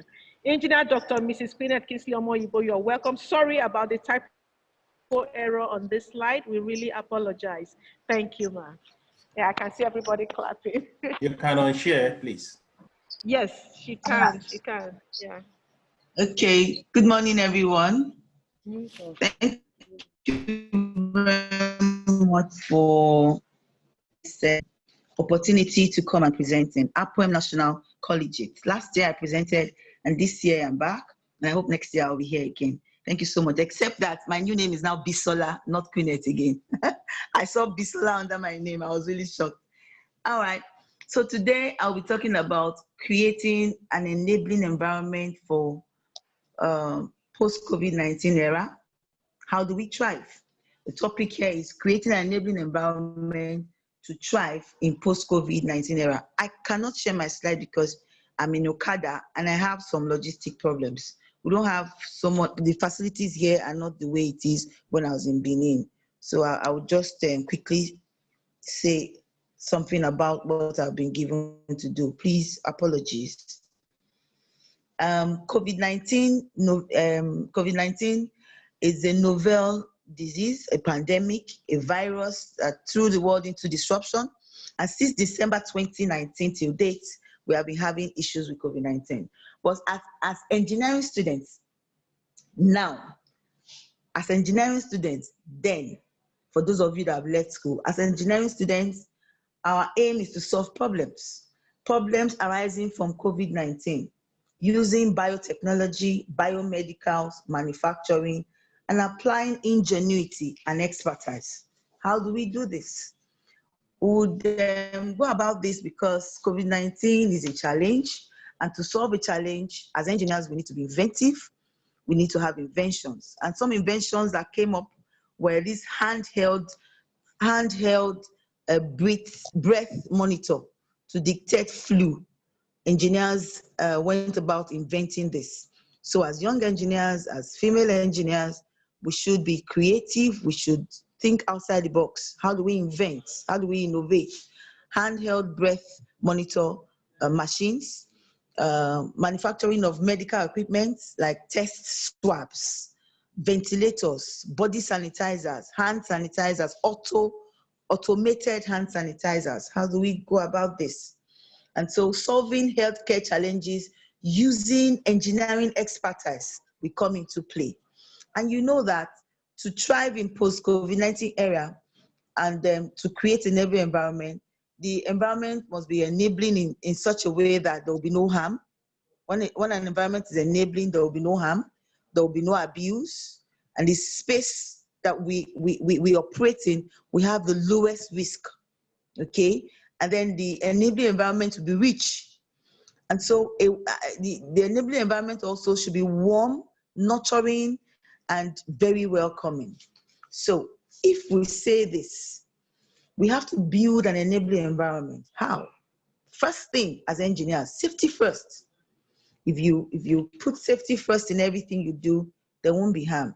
Then we should be positive driven. Look into the basic needs of this health challenge that have come into the space. Do something. Feel challenged and do something. Ensure that you have feedbacks. Listen to what's going on around you. And for you to do this, you need to team up. Now, for you to team up, many hands will come into place to form one mind. So many hands, one mind, team up. And in teaming up, you can't do it alone. You have to establish a supportive learning culture, a doing culture, thinking differently. We need to be flexible. We need to be innovative, apply digital solutions, adopt digital solutions, adapt digital solutions, and then let us get our acts together. Now, how do we do that? We will only do that if COVID-19 crisis is doused down, because it has been blown into a pandemic. Wow.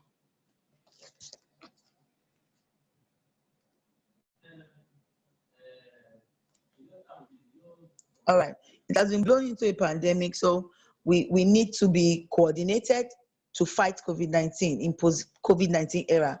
We need to catch in on opportunities. We need to adapt in integrated care. We need to be self-reliant, be informed, and very inclusive at all targeted responses. We must build a workforce capacity and workforce capabilities. And then for us to do this, how do we go about this? If we set up digital platforms, online platforms, using enhanced opportunities, and then do this remote working, work from your homes. And as engineering students, you should have an official identity document. How many of us have official identity document? All right. Okay, so to have an official identity document, we should make use of our digital identity to boost our interactions, eliminating our physical interactions, because now we try to see how we do physical distancing most times. So we have to engage our mind and be empowered. How do we go about having an enabling environment? We have to set up an action plan, elaborate our action plan, set up a youth entrepreneurship development program, and team up. We have to team up to succeed. Civil engineering, electrical engineering, mechanical engineering, chemical engineering, all aspects of engineering, agricultural engineering, computer engineering. So we'll shift from immediate response to medium-term responses and long-term responses, so as to have reforms in all our plans. Don't forget digital reforms based on digitization and new technologies. And so how do we enable this enabling environment now? How do we go about it? How do we succeed in post-COVID era? We have to build resilience. Build resilience. A skill for survivor in crisis is resilience. Build resilience to shock, to new things you've never seen before. No man survives alone. And so because no man survives alone, in the post-COVID era, we need to be confident, we need to be persuasive, influential, we need to be competent engineers. And so if we must be competent engineers, we have to succeed. To succeed, we must team up. It calls for alliance. As constructive minds, all team members must skillfully manage each other. We must skillfully manage each other. We must know when and where to call the shots. We must tactically strive to succeed in the post-COVID era.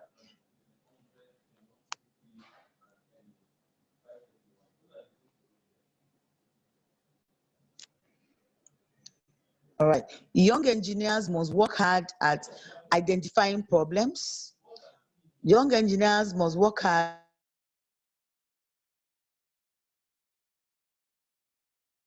at providing. They must produce positive results. When effective teams are built, there you have problem solvers. Where effective teams are built, there you have self-starters. With joint effort, work is done swiftly. So in the post-COVID-19 era, collaborative effort is eminent, whether we like it or not. Some of the team skills we will need are: 1, we have to be empathic. 2, we have to be honest. 3, we have to be commercially aware. How aware are you? How commercially aware are you? In terms of your immediate environment. In my university, Benedict University, what do you know about your university? When was it established? What are the objectives? What's the mission statement? What's the vision statement? What is the drive of the university? What is the university made for? What is the third mission of the university? So in your own space, how commercially aware are you? In APWEN, when was APWEN established? What is the drive of APWEN? How is APWEN going about doing his or her thing? How commercially aware are you? So when there's any crisis, how do you hit the road? So if you're not commercially aware, you can't do anything. So you need to be commercially aware. You need to have interpersonal communication. You need to be resilient. Like I said before, resilience is very, very important in times of crisis. So once the enabling environment to strive is created, we need to build a team to solve problems on the long term. On the long term. And on the long term,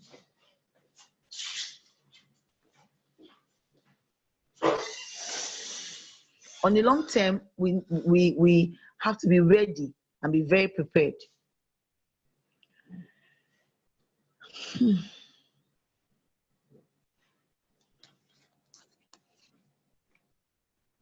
On the long term, we need to be ready and very prepared. So building a team, we need to outline our vision. Some engineering problems are related to COVID-19. There should be a sense of direction. There should be terms of reference, and every member of the team should handle the terms of reference. Every member of the team should handle one term of them in order to curb the shock, in order to have a futuristic solution to COVID-19. And so once the team is ready to solve engineering problems, then there will be sustainability. And we need to have SMART goals. Our goals should be SMART. A robust goal, time bound. You should have it time bound, like I said, medium term or long term. Then I am of the school of thought that for one to succeed in a pandemic like COVID-19, you need to work in teams. Medical doctors worked with engineers and health practitioners and even sociologists, the psychologists, and all of that to be able to survive in China and all other countries. So team success should be assessed. So start today, form your teams, team A, team B, team C. Aim at creating an enabling environment for all engineering students to thrive during crisis or even after crisis. So all engineering students must thrive. We must thrive in enabling environment that is safe, safety first. In the post-COVID-19 era, engineering students in teams should basically form strong alliance to put in place long-term plans that will help policymakers like APWEN, Association of Professional Women Engineers, National Nigerian Society of Engineers, COREN, Council for Regulation of Engineering Practices in Nigeria, to help these policymakers and larger bodies to help to solve engineering problems in the wake of any pandemic. Who says that the young engineers don't have ideas? Yes, they have. They have ideas. They can help us.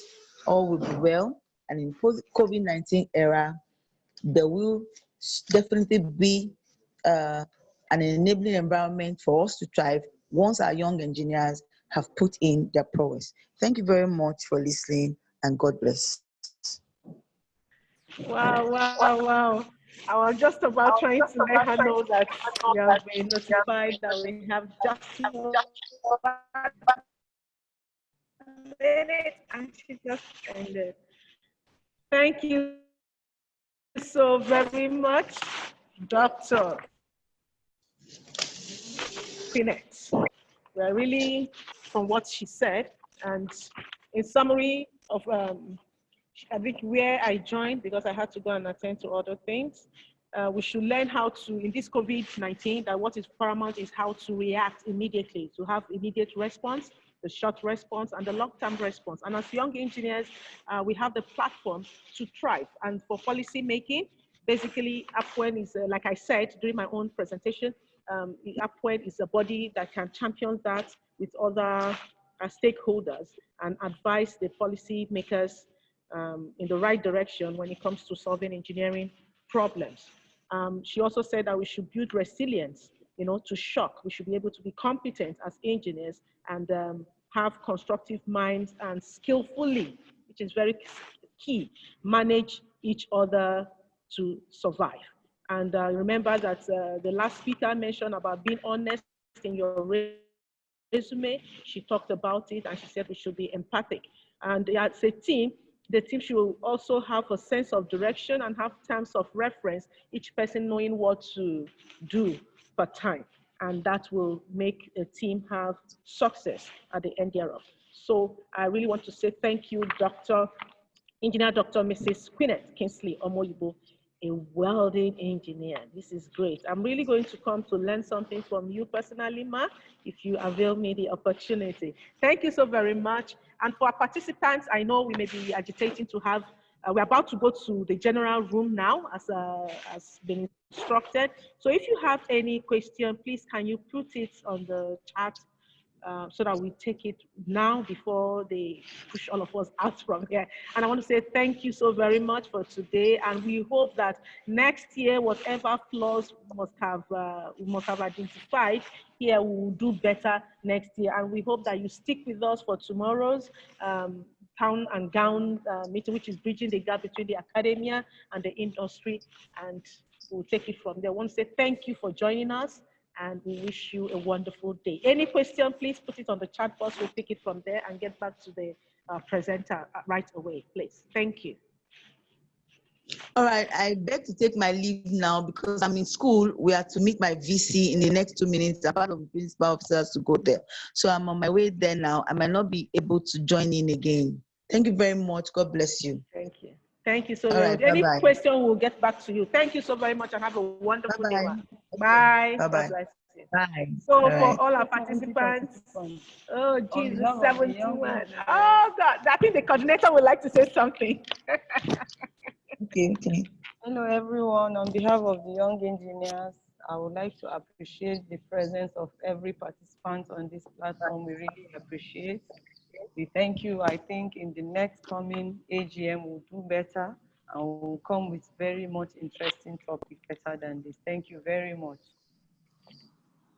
Yeah, please, if Engineer Shegun can, there are people in the other rooms, other breakout sections who didn't leave the place. If you can bring them back in, because the virtual tour guide is online. Okay. Virtual tour is by 12, and the guide is online. Yeah, just room 2 left. Okay. Let everyone ask them to, it's like they don't know what to do. My President, so we yes, have been please. communicated to round up and join the room 4. And join room 4? Room 4, that is the general room. This is the general room now. So once they just click leave room, it will bring them to the general room. They don't even need to say where they want to go. Yes, we have been communicated to all the group. And I think room 2 will soon round up and they will join us. So however, the technical section was a wonderful one. And we bless God for all the authors who have done justice to their area of studies. And we thank God for the participants also in the rooms who make the presentation beautiful and colorful. At this minute, we'll be handing over to Engineer Dr. Bossade to take us further for the next presentation we are having today. Ladies and gentlemen, I would like to use this opportunity to tell you to enjoy yourself as we move on the flight in the next presentation. Thank you. So,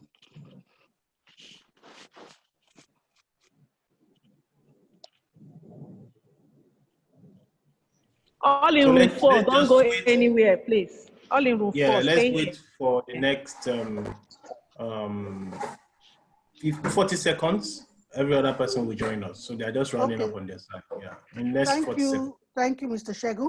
Since we are waiting for the next 40 seconds, I would like the digital chairman of this conference to once again just say what to us, and also our distinguished president, the digital president, to just keep the house flowing until the 40 seconds elapse. Thank you. So, Engineer Dr. Ini, please, ma'am, you have the floor. Okay, welcome back, everybody. I believe we've all had a very interesting 2 hours or thereabouts of adding value to ourselves, becoming better people, more knowledgeable on a few of the things that we've been taught this morning. We still have so much more in store for everybody. And like we've been told, we should stay tuned, go nowhere.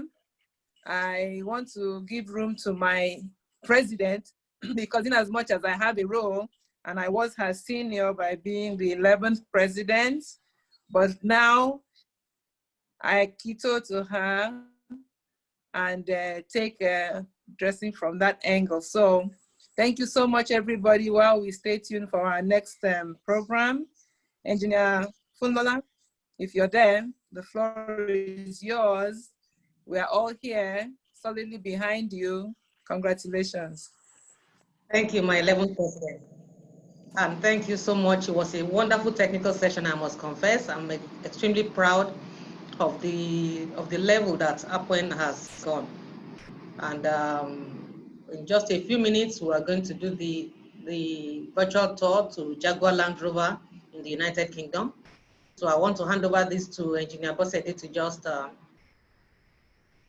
us what to do next. Maybe we'll take an ego break, as we normally say, or whatever. But Engineer Bosede, please take over. All right, thank you very much. In this close, the US name ceremony. Engineer Bosede. Engineer Bosede. The network is poor. The learning had coupled with formal virtual conference.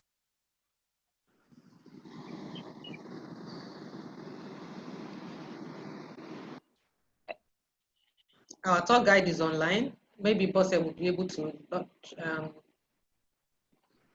Okay.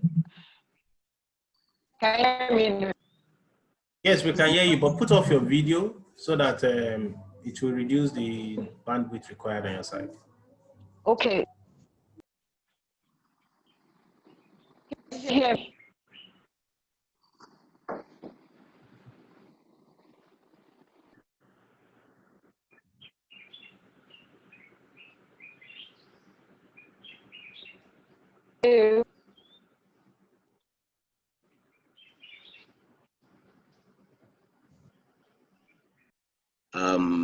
I must admit that I personally am very proud of the lady engineers in Nigeria.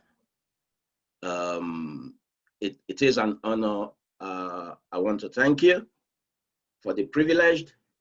I run engineering company in the UK, Balbus UK Limited. We're into advanced engineering, design, and manufacturing. So we support automotive industry in the UK, likewise other manufacturing industries such as aerospace. So we provide we provide robotic and the robotic arm, and we provide what is called manipulator. Basically, you can pick up an engine of about, say, 700 kilogram, and you can just put a young lady there. So we provide the mechanical arm to the operator and to the engineers. Am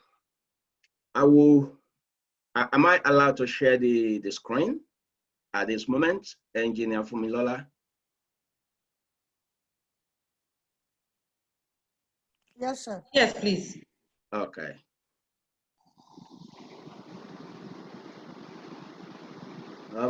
Today, let me see how to share my screen. Bear with me a second. Just trying to see how to do that now. There we go.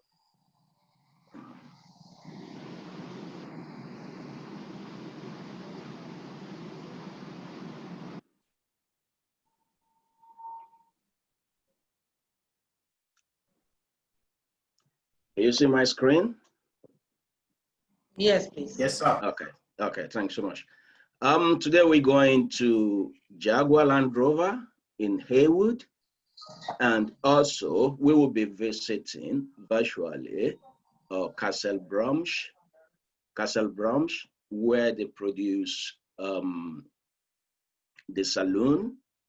They produce Jaguar XE saloon, which is the one on the right hand screen, and they produce Jaguar F-Type, the one on the right hand screen. Whereas in Haywood, they produced Jaguar X-Type, the one on the left hand side, and Land Rover Freelander. So I'm going to start the video. The Castle Bromwich is going to take us for about 7 minutes or so. So I will be taking you through what we will be saying. We will start from the press shop where all the sheets are put together, molded or piercing or drawn. And then we will go to where we call chassis, where they do the frame. From there, it will take us to body in white. But as we go along, I will be explaining it. And from Haywood, we will jump to Castle Bromwich, also here in the UK, where we will see the video of the old factory as well, with a little bit of music background. I will try my best to now and then interject with some comments. So ready, ladies and gentlemen?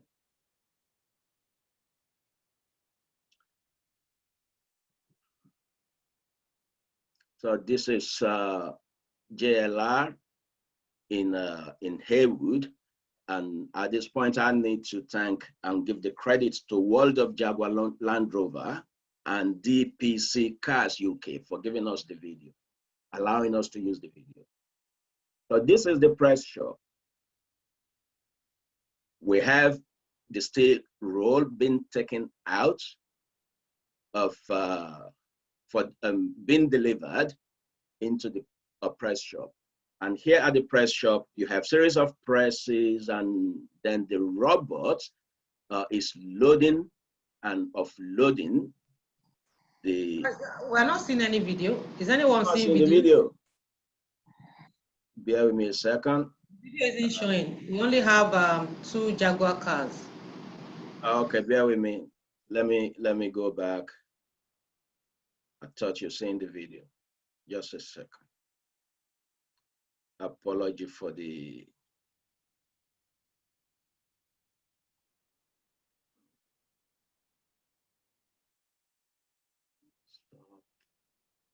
So let me start again.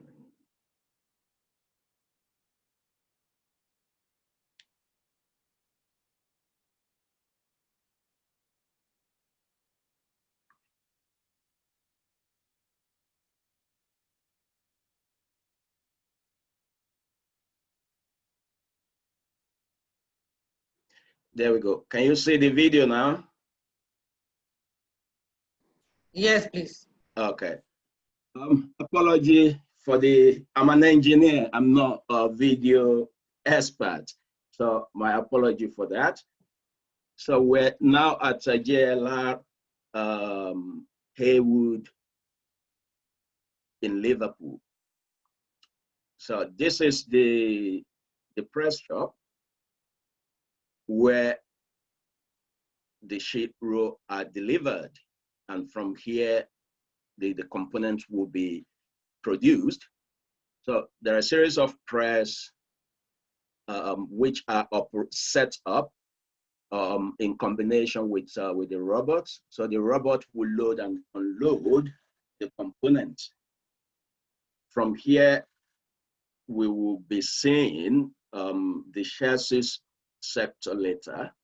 So as you can see, the robot works with picking the products from the press, send it to the press for second operation or third operation, whichever operation needed.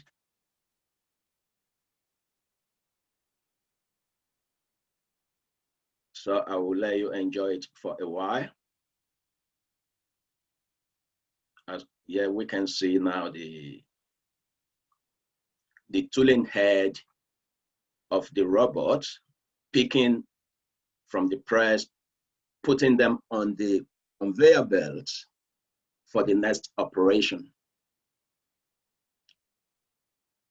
Now the technicians are taking it out for assessment and load on the stillage for delivery to the next operating process. As you can see, the stillage with series of what we call side member, all those will be used to build the vehicle. And now this is the chassis place where the robot will be building, putting all the components together little by little, small bit by small bit. So they'll do a series of spot welding. Now, this is the beginning of the vehicle. I believe this is Land Rover Freelander. Now, this is the gentleman moving this moonroof. That is what we do. We provide that sort of machine to allow operator to do the assembly of the vehicle. You can see the riveting going on there. And probably this is a pilot area where the engineers will put all the vehicle together before they program it for the mass production. Yes, this is a pilot area. So the engineer there is checking and puts the front door, I believe, in place. Now this is the production line. The video is mixture of in between the process and the final process. So you will see as we go on, the operation are not in sequences, but just to show what they do over there. So you can see the lady technicians doing the job along the male technicians. This is where they prepare the doors, and here is where you assemble or you install the wheels. They call it road wheels. In a common language, we will call it tire. And here is where the seat will go into the vehicle. Jaguar used a combination of man and technology to do the job.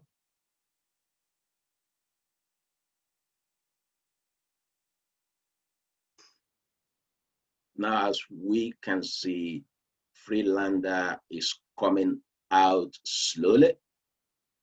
This is a S-type saloon. So basically this stage, they've gone through series of processes within C, which we will see later. Now this is the end of the production line, from the press to cabin taken out on a road test. And Jaguar has a very rigorous, strong quality control. If there is just a scratch, the car will not go out. So they're very, very tough. They're very, very tough in engineering and no room for failure. So here is, this is Castle Bromwich. Here we will see most of the production processes, almost from A to Z. So we will start now.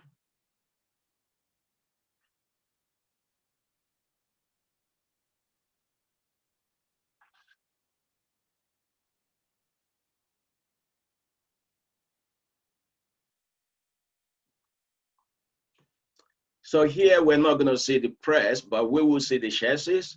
So you can see the robots doing all the jobs, taking the side members, putting them in place. And you can see that is our product manipulator to help operator do the job. So here is, they're preparing to set up the production line. I believe is the chassis area. So you can see the robots ready for action.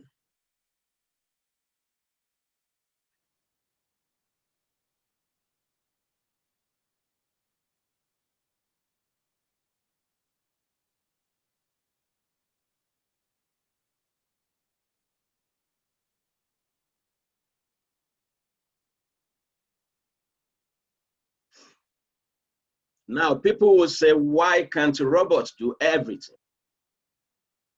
If we allow robots to do everything, we would not give human beings the maximum ability to express their engineering skill. Because of that, you will see sometimes the robot will weld or assemble the body part of vehicle, but then a technician will still need to go there and check that it is up to standard. So this is the welding of what we call floor panel.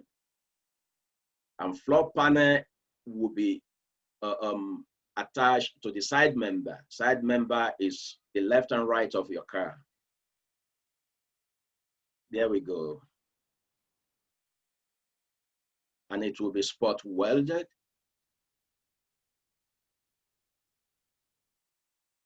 There we go.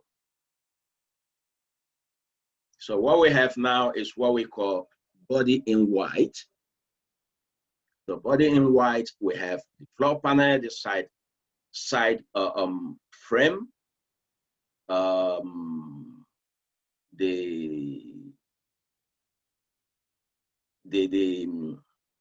the structural support at the rear, which are called members.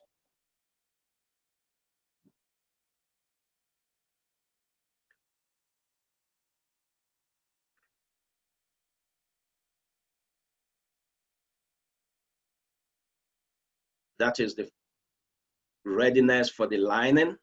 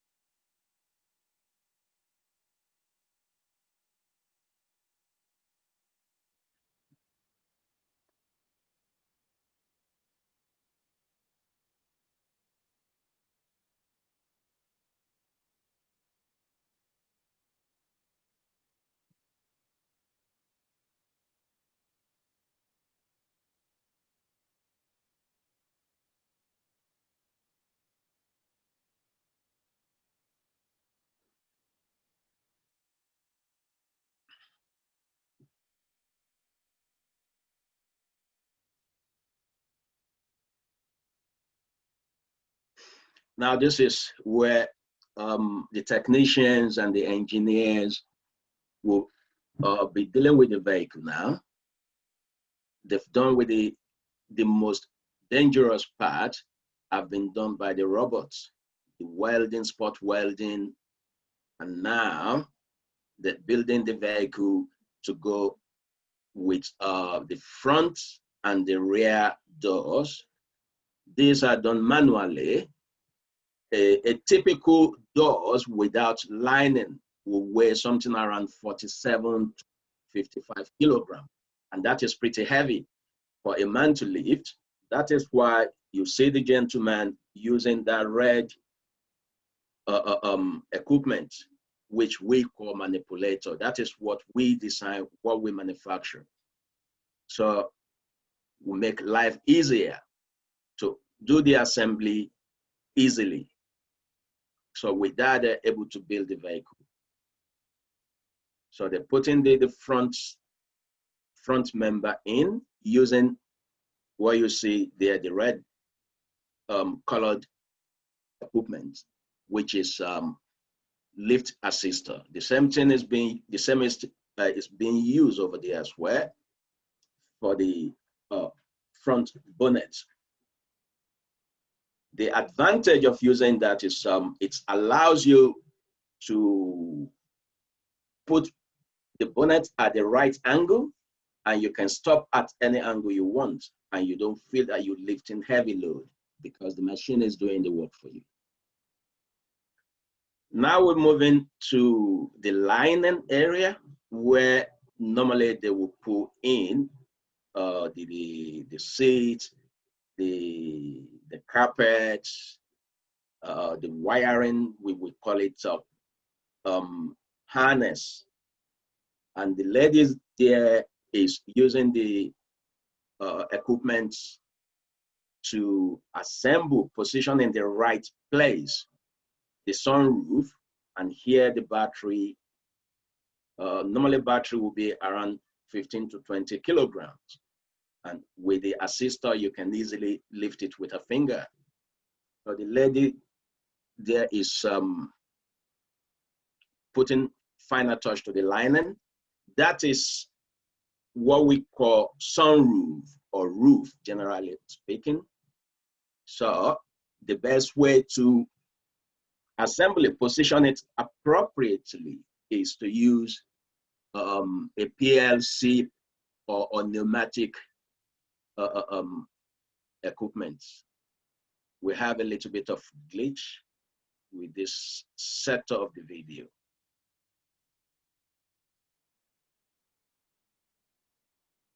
So the vehicle is, that is what we call IP, that is instrument panel. They're around 97 to 100 kilograms, very heavy. So you basically need an equipment like this, manipulator, lift assister, to be able to introduce it in. You either use this or you use robots to do the job. As you can see, the vehicle is on overhead carrier. So the carrier will transport the body from one station to the next. Here, probably they're putting on the connector between the exhaust pipe and the engine block.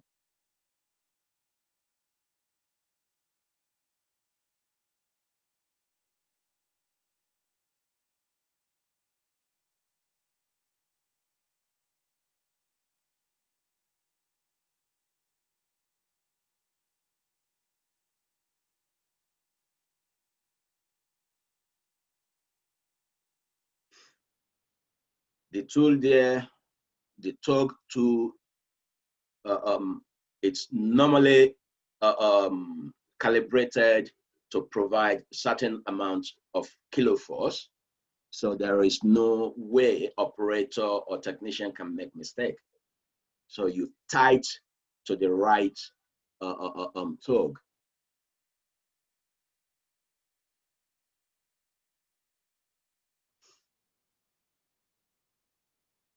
Now this is Jaguar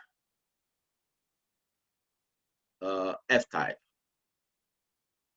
It is a saloon.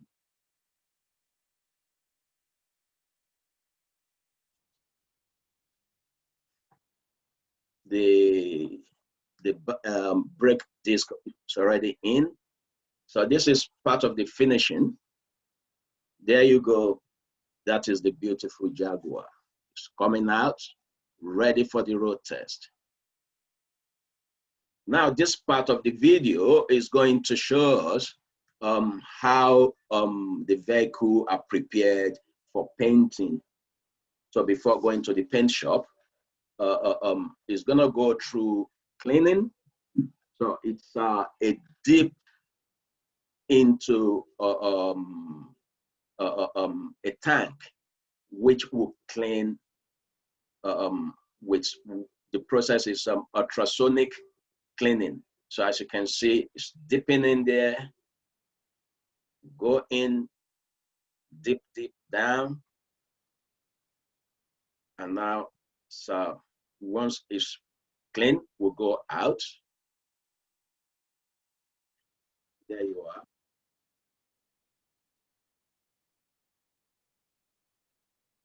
It's gonna go through this process, and sometimes depends on the specification, the specification, it might have to go through more than once spraying process.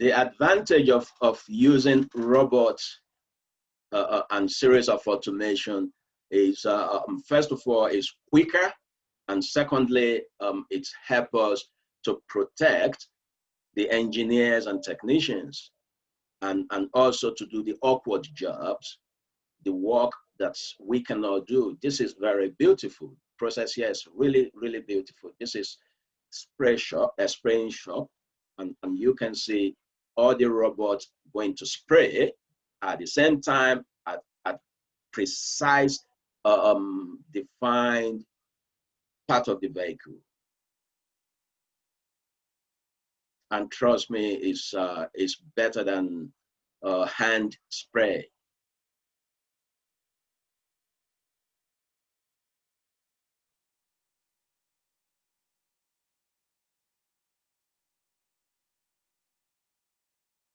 You can see the glossy coming out, the glossy effect.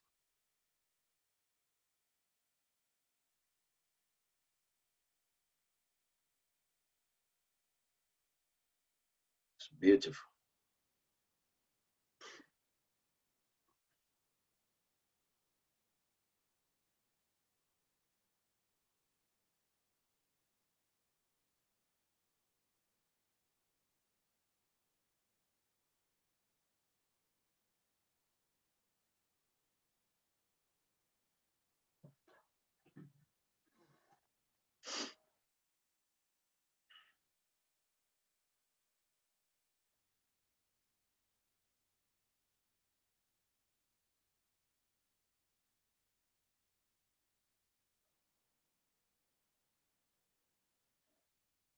That is the finishing, where sometimes what you have programmed robots to do might miss a bit of parts of the vehicle.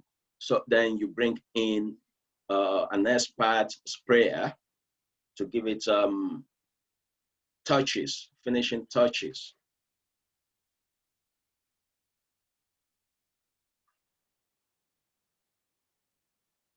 This is the QC area, QC for the painting, QC, that is quality control for the paint, to see if the glossy is okay, if there is a crash.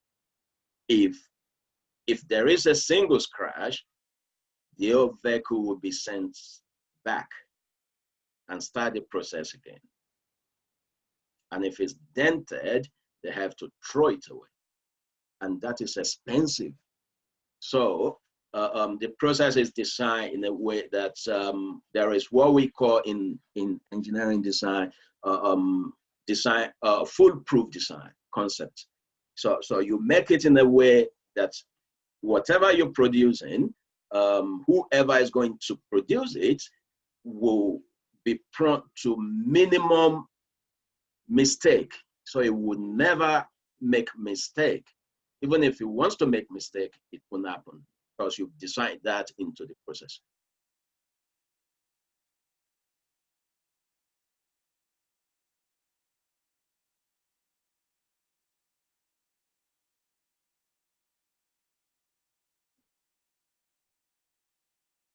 That is the eagle eye, the S part.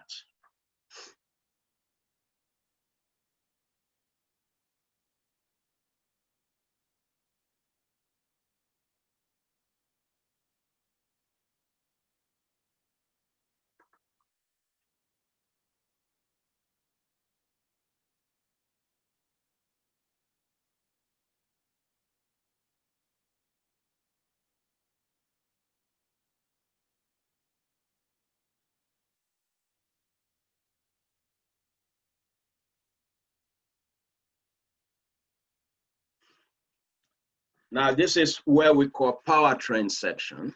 Powertrain is where you put the most essential, what will allow your vehicle to move. And that is the engine, the transmission system, which is your gear.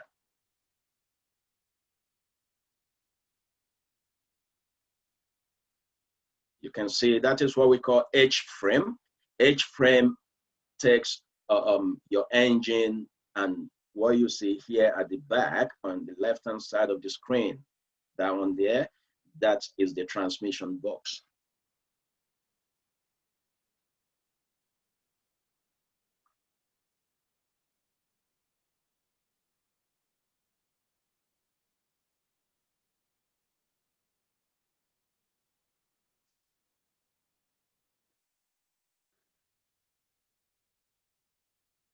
So basically, you build your vehicle by having series of sub-assemblies. This is sub-assembly being done at, in powertrain section. You can see the transmission.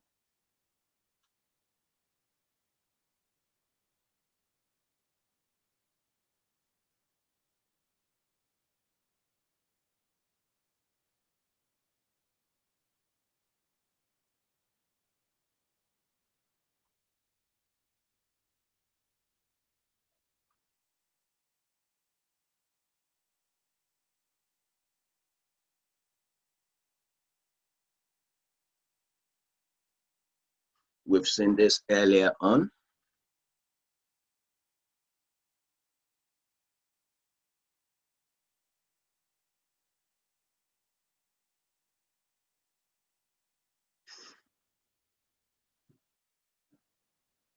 Automotive in the UK is one of the biggest employers. Only Jaguar employed over 43,000 people. And then you have people that work indirectly for Jaguar, people like us that supply solutions, supply equipment. So at the end, in total, you will be looking at over 100,000 people working directly and indirectly with just one company, not to talk of others. So automotive industry is very strong and very important in British economy. This last part of the video is pretty much a summary of what we've seen when we show the Haywood, Liverpool plant.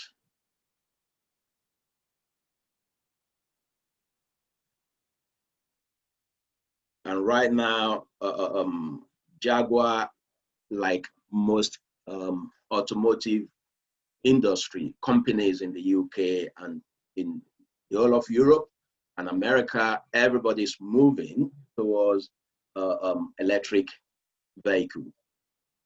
At JLR, Jaguar Land Rover, they build, for example, the F-Type Sport, the one that's been produced here. They made it hybrid, so diesel and be able to switch to electric power. But as time goes on, because electric vehicle is becoming popular, most manufacturers might end up producing just electric vehicle.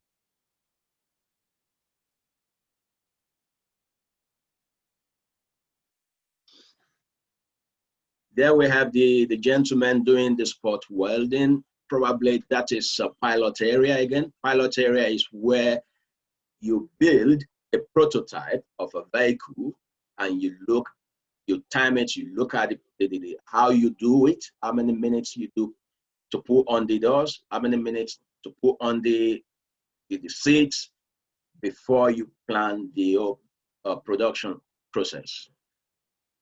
So what we're saying now is basically summary of what we've seen earlier on. Sometimes it's good to, that is beautiful. If you see that on the road, you will love it. Yeah, this is the body of F-Type Sports. It is a beautiful vehicle, indeed.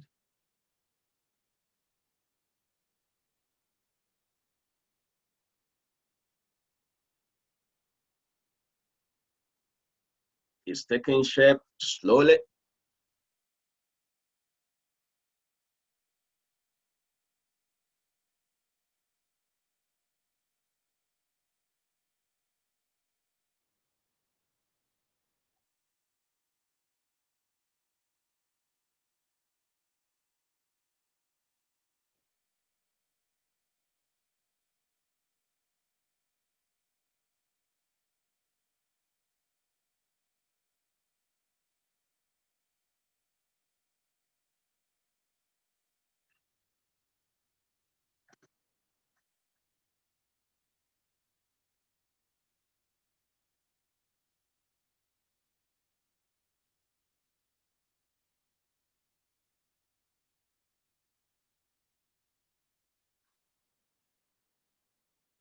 F-Type is 2-seater and will cost you roughly £57,000. But it's worth money spent. It's really beautiful car. Really, really beautiful.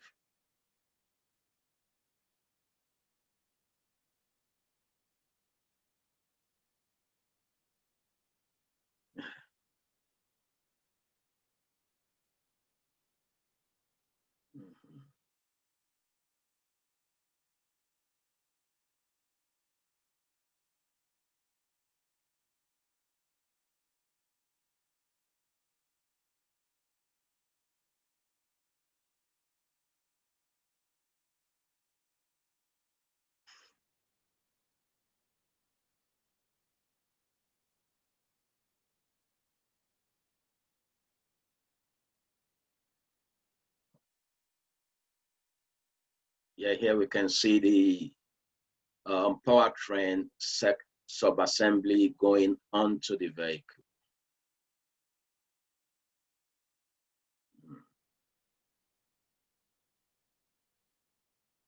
It is a good engineering work.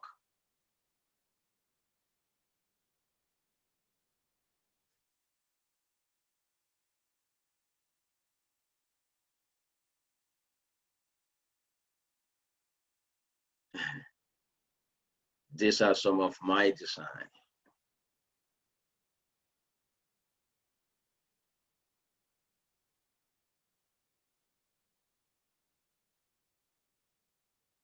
Beautiful. It's going up, road testing. This is how they put the IP instrument panel, or people call it dashboard. That is how you assemble it if you're not using robots.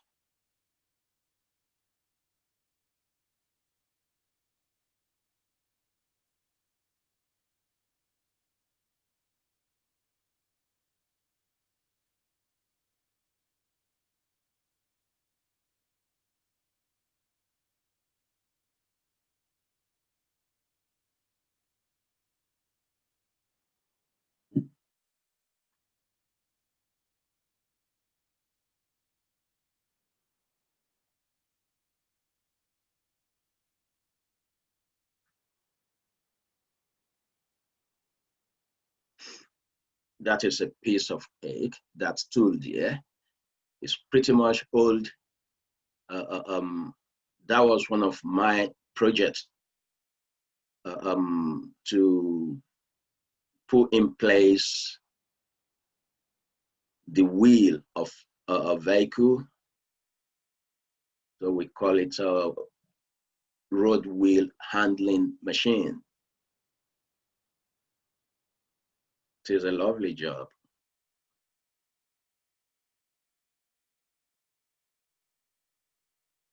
This is the same equipment you use to position, align, and put in the right and proper location your windscreen.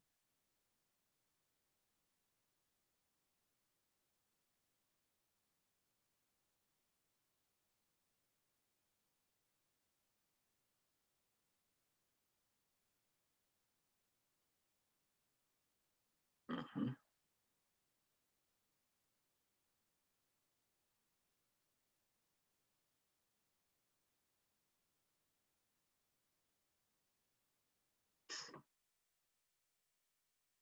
Yeah, it takes pretty much lot of efforts and works to produce a car.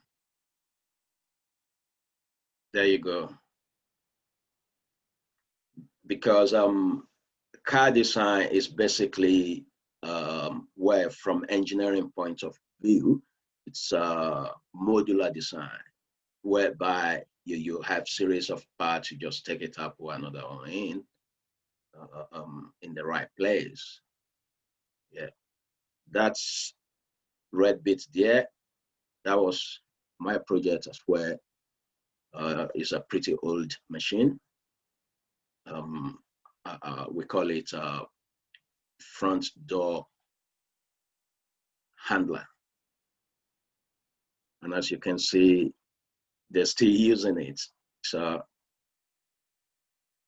it means it works very well. I did that when I was employed by another company 20 years ago or so, yeah. Yeah, we're coming to the end of the presentation. I hope you enjoy it, not too bore with this factory. Hopefully, it's just some sort of way to inspire our people. So I must give credit to Word of Land Rover, who put the video out for us, and DPC Cars UK Limited for allowing people to share the video. This video are also available online. You can see many if anyone is interested in automotive, and I hope our dear nation can take opportunity and we should start making our own vehicle and support those who are making it already in Nigeria. I thank you all for the opportunity. I'm grateful. Thanks so much.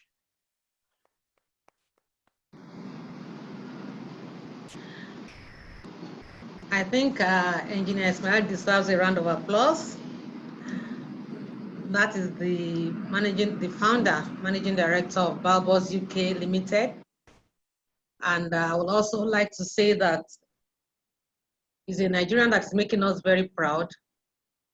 Some of those equipment that you see in that factory that are being used, like the manipulator, for example, he mentioned something like that. He actually produced them, he designed them, and the company that he found produced them. For that, I think he really deserves a round of applause. And that was why we had to invite him. He provides services for the automotive industry in the United Kingdom. And the Jaguar Land Rover is one of those factories where he provides services for. So it's not too far away from us. And we believe that very soon, Nigeria will also be able to do more of these kind of things. Engineer Ismail, we are extremely grateful for this. We appreciate you so much for taking us through this talk. You've really made a great impact on our conference. You can see that a lot of men joined. I'm very pleased. Engineer Robinson Ejila, the past chairman of NIMEKI, thank you for being here. Of course, our founding members too, Engineer Nkechi Sigwe, I've seen her all along. Thank you so much for being here. We are extremely grateful for your association with us. And we'll continue to do this. Thank you for your support.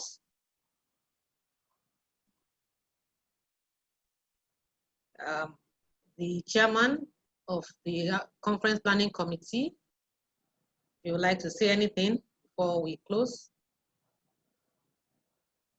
Okay, she said no. My vice president, Engineer Elizabeth Eterigo, would you like to say something to? And of course, after I see our brand ambassador who is in the automotive industry. She runs a garage.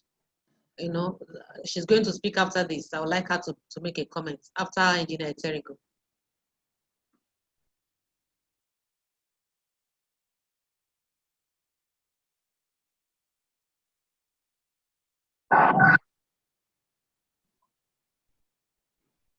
Engineer Eterigo, are you speaking? I can't see her again.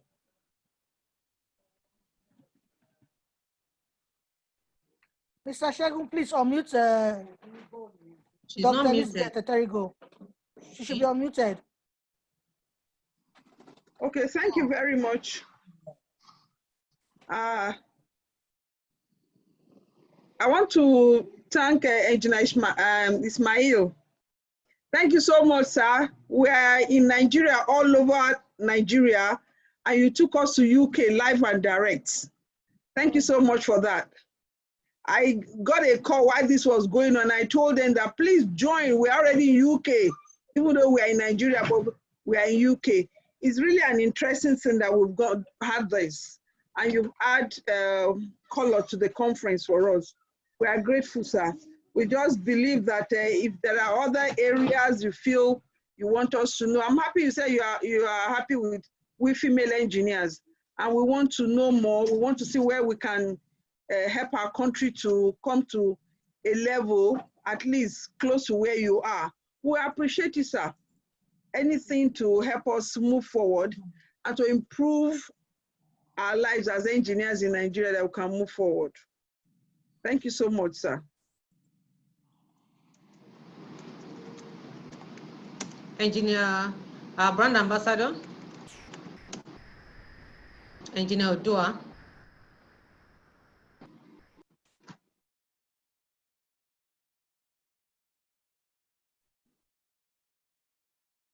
It appears Engineer Odua needs to be unmuted.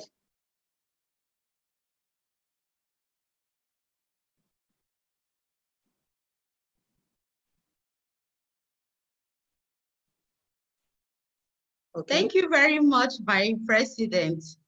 Good afternoon, my senior engineers, our founding members of APWEN. I'm super excited to be here today. Thank you very much, Engineer Ismail Balogun, and also the president of EFN UK, Engineer Dapo. I cited his comments. We are super excited. We are here in Nigeria, but you have opened our eyes to see how Jaguar and Land Rover, how these beautiful cars we see on the road are being assembled. We really want to thank you for these opportunities. And I know we have seen areas we also, even in Nigeria here, we need to improve on, projects that we can take on personally and as a group in ensuring that even in Nigeria here, we come up with a good assembly plant. Thank you very much, sir. Thank you, my president.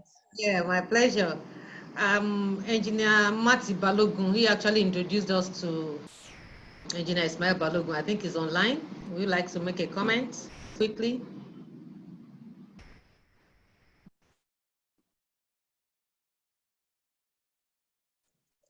You need to unmute him. His name is Shegun Mati. Okay, I just unmuted you.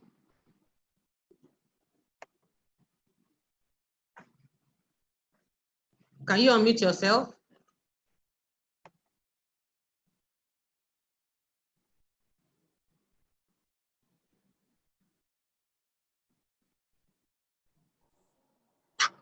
Hello?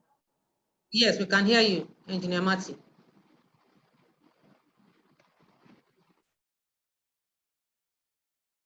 We can hear you.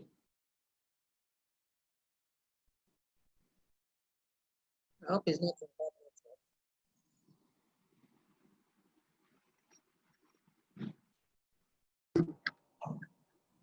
Yeah, we can hear you. Please speak. Thank you, ladies and gentlemen. It's my pleasure to be part of APWEN going forward, especially during the tenure of Engineer Fumi. And great thanks to Engineer Ismail Balogun taking us through Jaguar. All the best, APWEN. Thank you. I think my past president, Engineer Patricia Opene, is the 8th president of APWEN. She's also online. Please unmute yourself, ma. Hey, thank you all very much. Engineer Balogun, we're so grateful. Thank you. Like our brand ambassador said, you took us from Lagos. We got, I'm not sure that was a BA, that was like a Concorde flight to London. And man, that was pretty fast. And you got us there safely. You took us through the plans and showed us everything. Man, you're a super guy. Thank you so much. And you brought us back to Lagos again on that same Concorde flight. That was super good. Thank you so much, sir. We appreciate you. We appreciate all our brothers and sisters out there in London. We thank you, and we're hoping someday that our people here will understand the value of the technical schools and the School of Technologies, and they would begin to invest in it. Thank you all so much. God bless you all. Thank you. Let me see who's online again. Okay, thank you all. I think we've had a great day. Ma, we have Engineer National Chairman of Otoi. Okay, please. And he should actually speak. This is his industry. Exactly. You can unmute yourself, sir, and speak.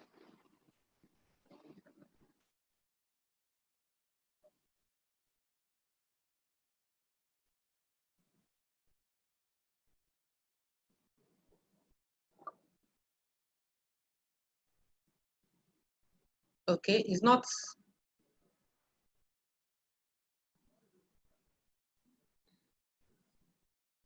Okay, well, maybe he's trying to, maybe he's not actually online. Engineer Ojuo Kusog, if you don't mind, ma, could you please speak?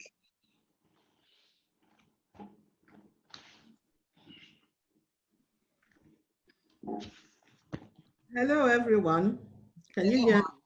Yes, we can hear you. I just want to say a big thank you to Engineer Balogun for his wonderful presentation.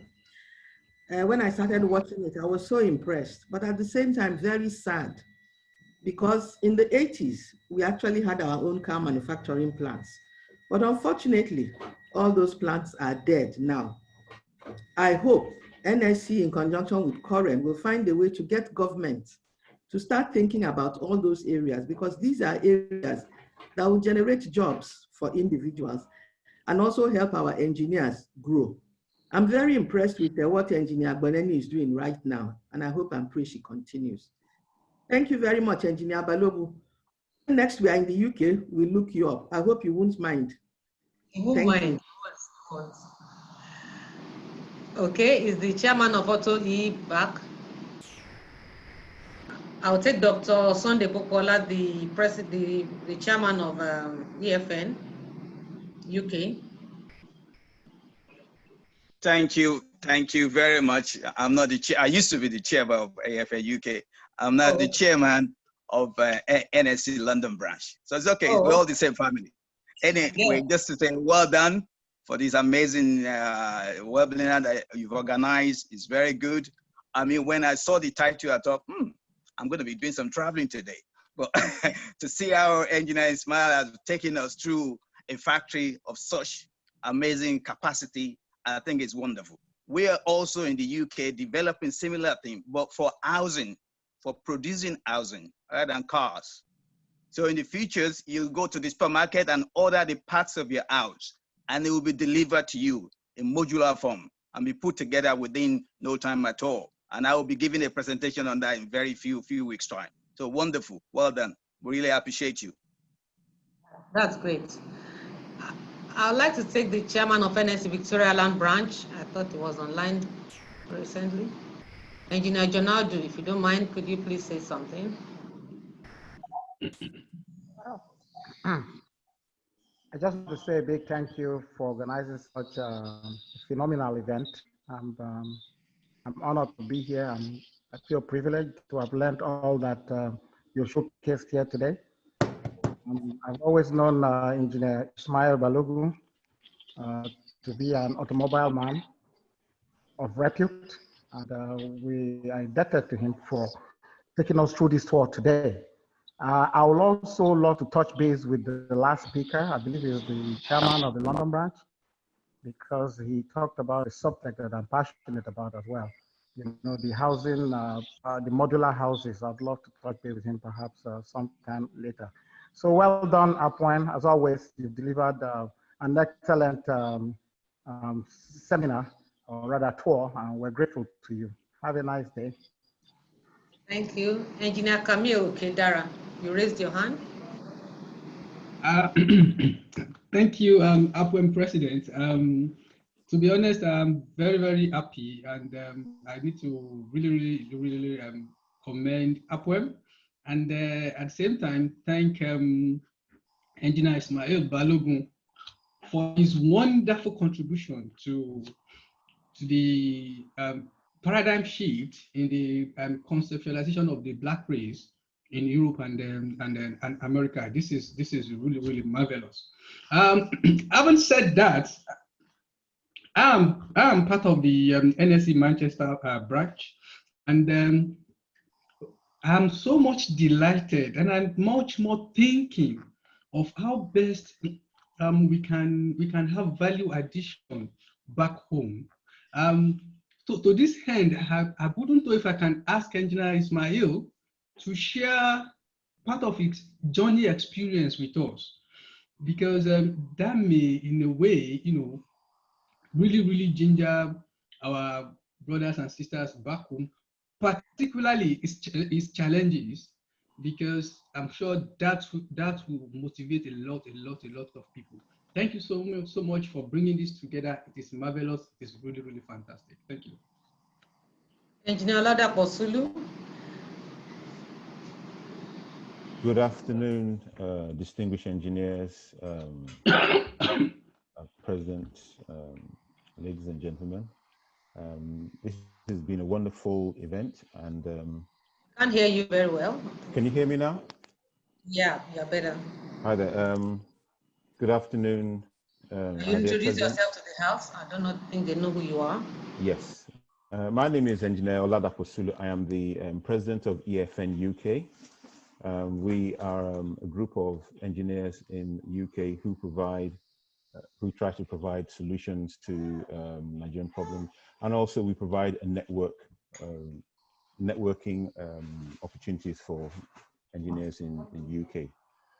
Engineer Balogun is our communication secretary, and we are well aware of his excellence in his profession. As you can see, he's shown you just a little bit of what he can do. There are many other members in EFN who can do similar things. So if you need any links to the UK or European markets, the EFN is the organization to contact. Just get in touch with us. Our website address is www.efn.org.uk. Thank you very much, and congratulations to you all. Thank you. Thank you, sir. Engineer Ejila, Engineer Robinson Ejila.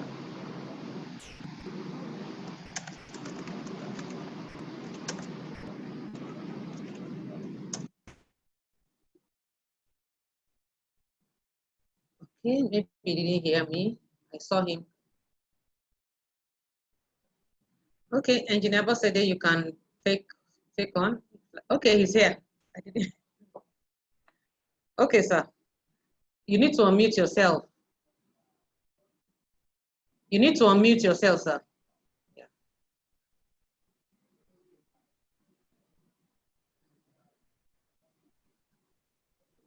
No sound from your end, or can anyone hear him? No, we can't hear him. No, there's no sound on your side. Can't hear him. We can't hear you. Can't hear you. We can't hear you, sir. If you can hear us, we cannot hear you. I think it's a microphone or something. Thank you. Maybe it's the microphone he's using. Must be his mic. Okay. Maybe Engineer Bosede will just take over.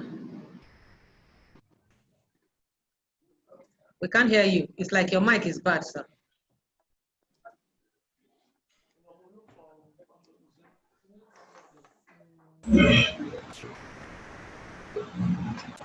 She need to remove the earpiece. Ask him to remove the earpiece. Okay, Engineer Ejila, if you can hear that, you should remove the earpiece. He should remove his earpiece and use only the speaker of his phone, his laptop or phone. Let him remove the earpiece. Okay. Yes, we can hear you now.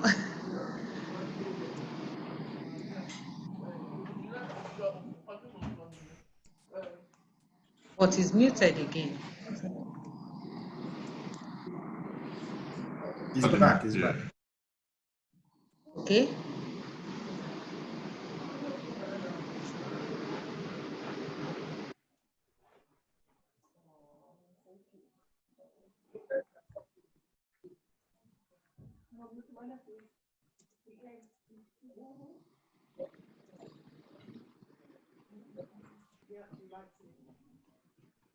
I think there's a little issue, a little hitch on his side.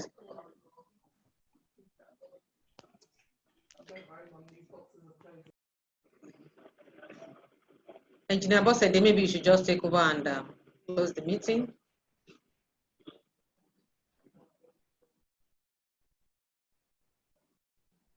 Engineer Yekunle. Yeah.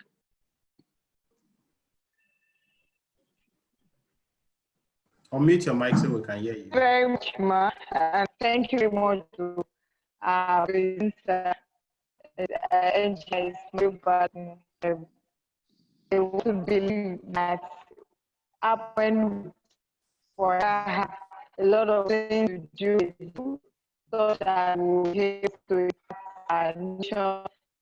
I remember just the president, our first led platform was why everyone has participated, and everything it's been a story since then till date. So thank you very much for taking us through this. Like to appreciate. I think I saw Engineer Tayo Akintola, National School Member, NSA, and the chairman of the branch. I saw him online, and Engineer Ukaigo Juku, and every other participants that joined us. Thank you. I'd like to tell us that tomorrow, the third day will start by 10 o'clock. We have the APWEN Down and Gown session, which is the project sponsored by Woli, which is a project meant to bridge the employability gap of young engineers in Nigeria to help in developing not just their technical skills and their soft skills, so they can become employable in the various industries they want to work function. In the absence of anything, I want to implore her to please join again. Promises to be a good time and value to every effort we can place to be part of the ongoing APWEN National Conference and AEM, which is a virtual session. We look forward to seeing you and having you around day 3 tomorrow as we inspire our young engineers. We also have exhibition videos. We hope that this will be played after this main section closed. We have the exhibition videos. If the technical team are able to play, you can just hang on online and see the exhibition that we have online. Thank you. Okay.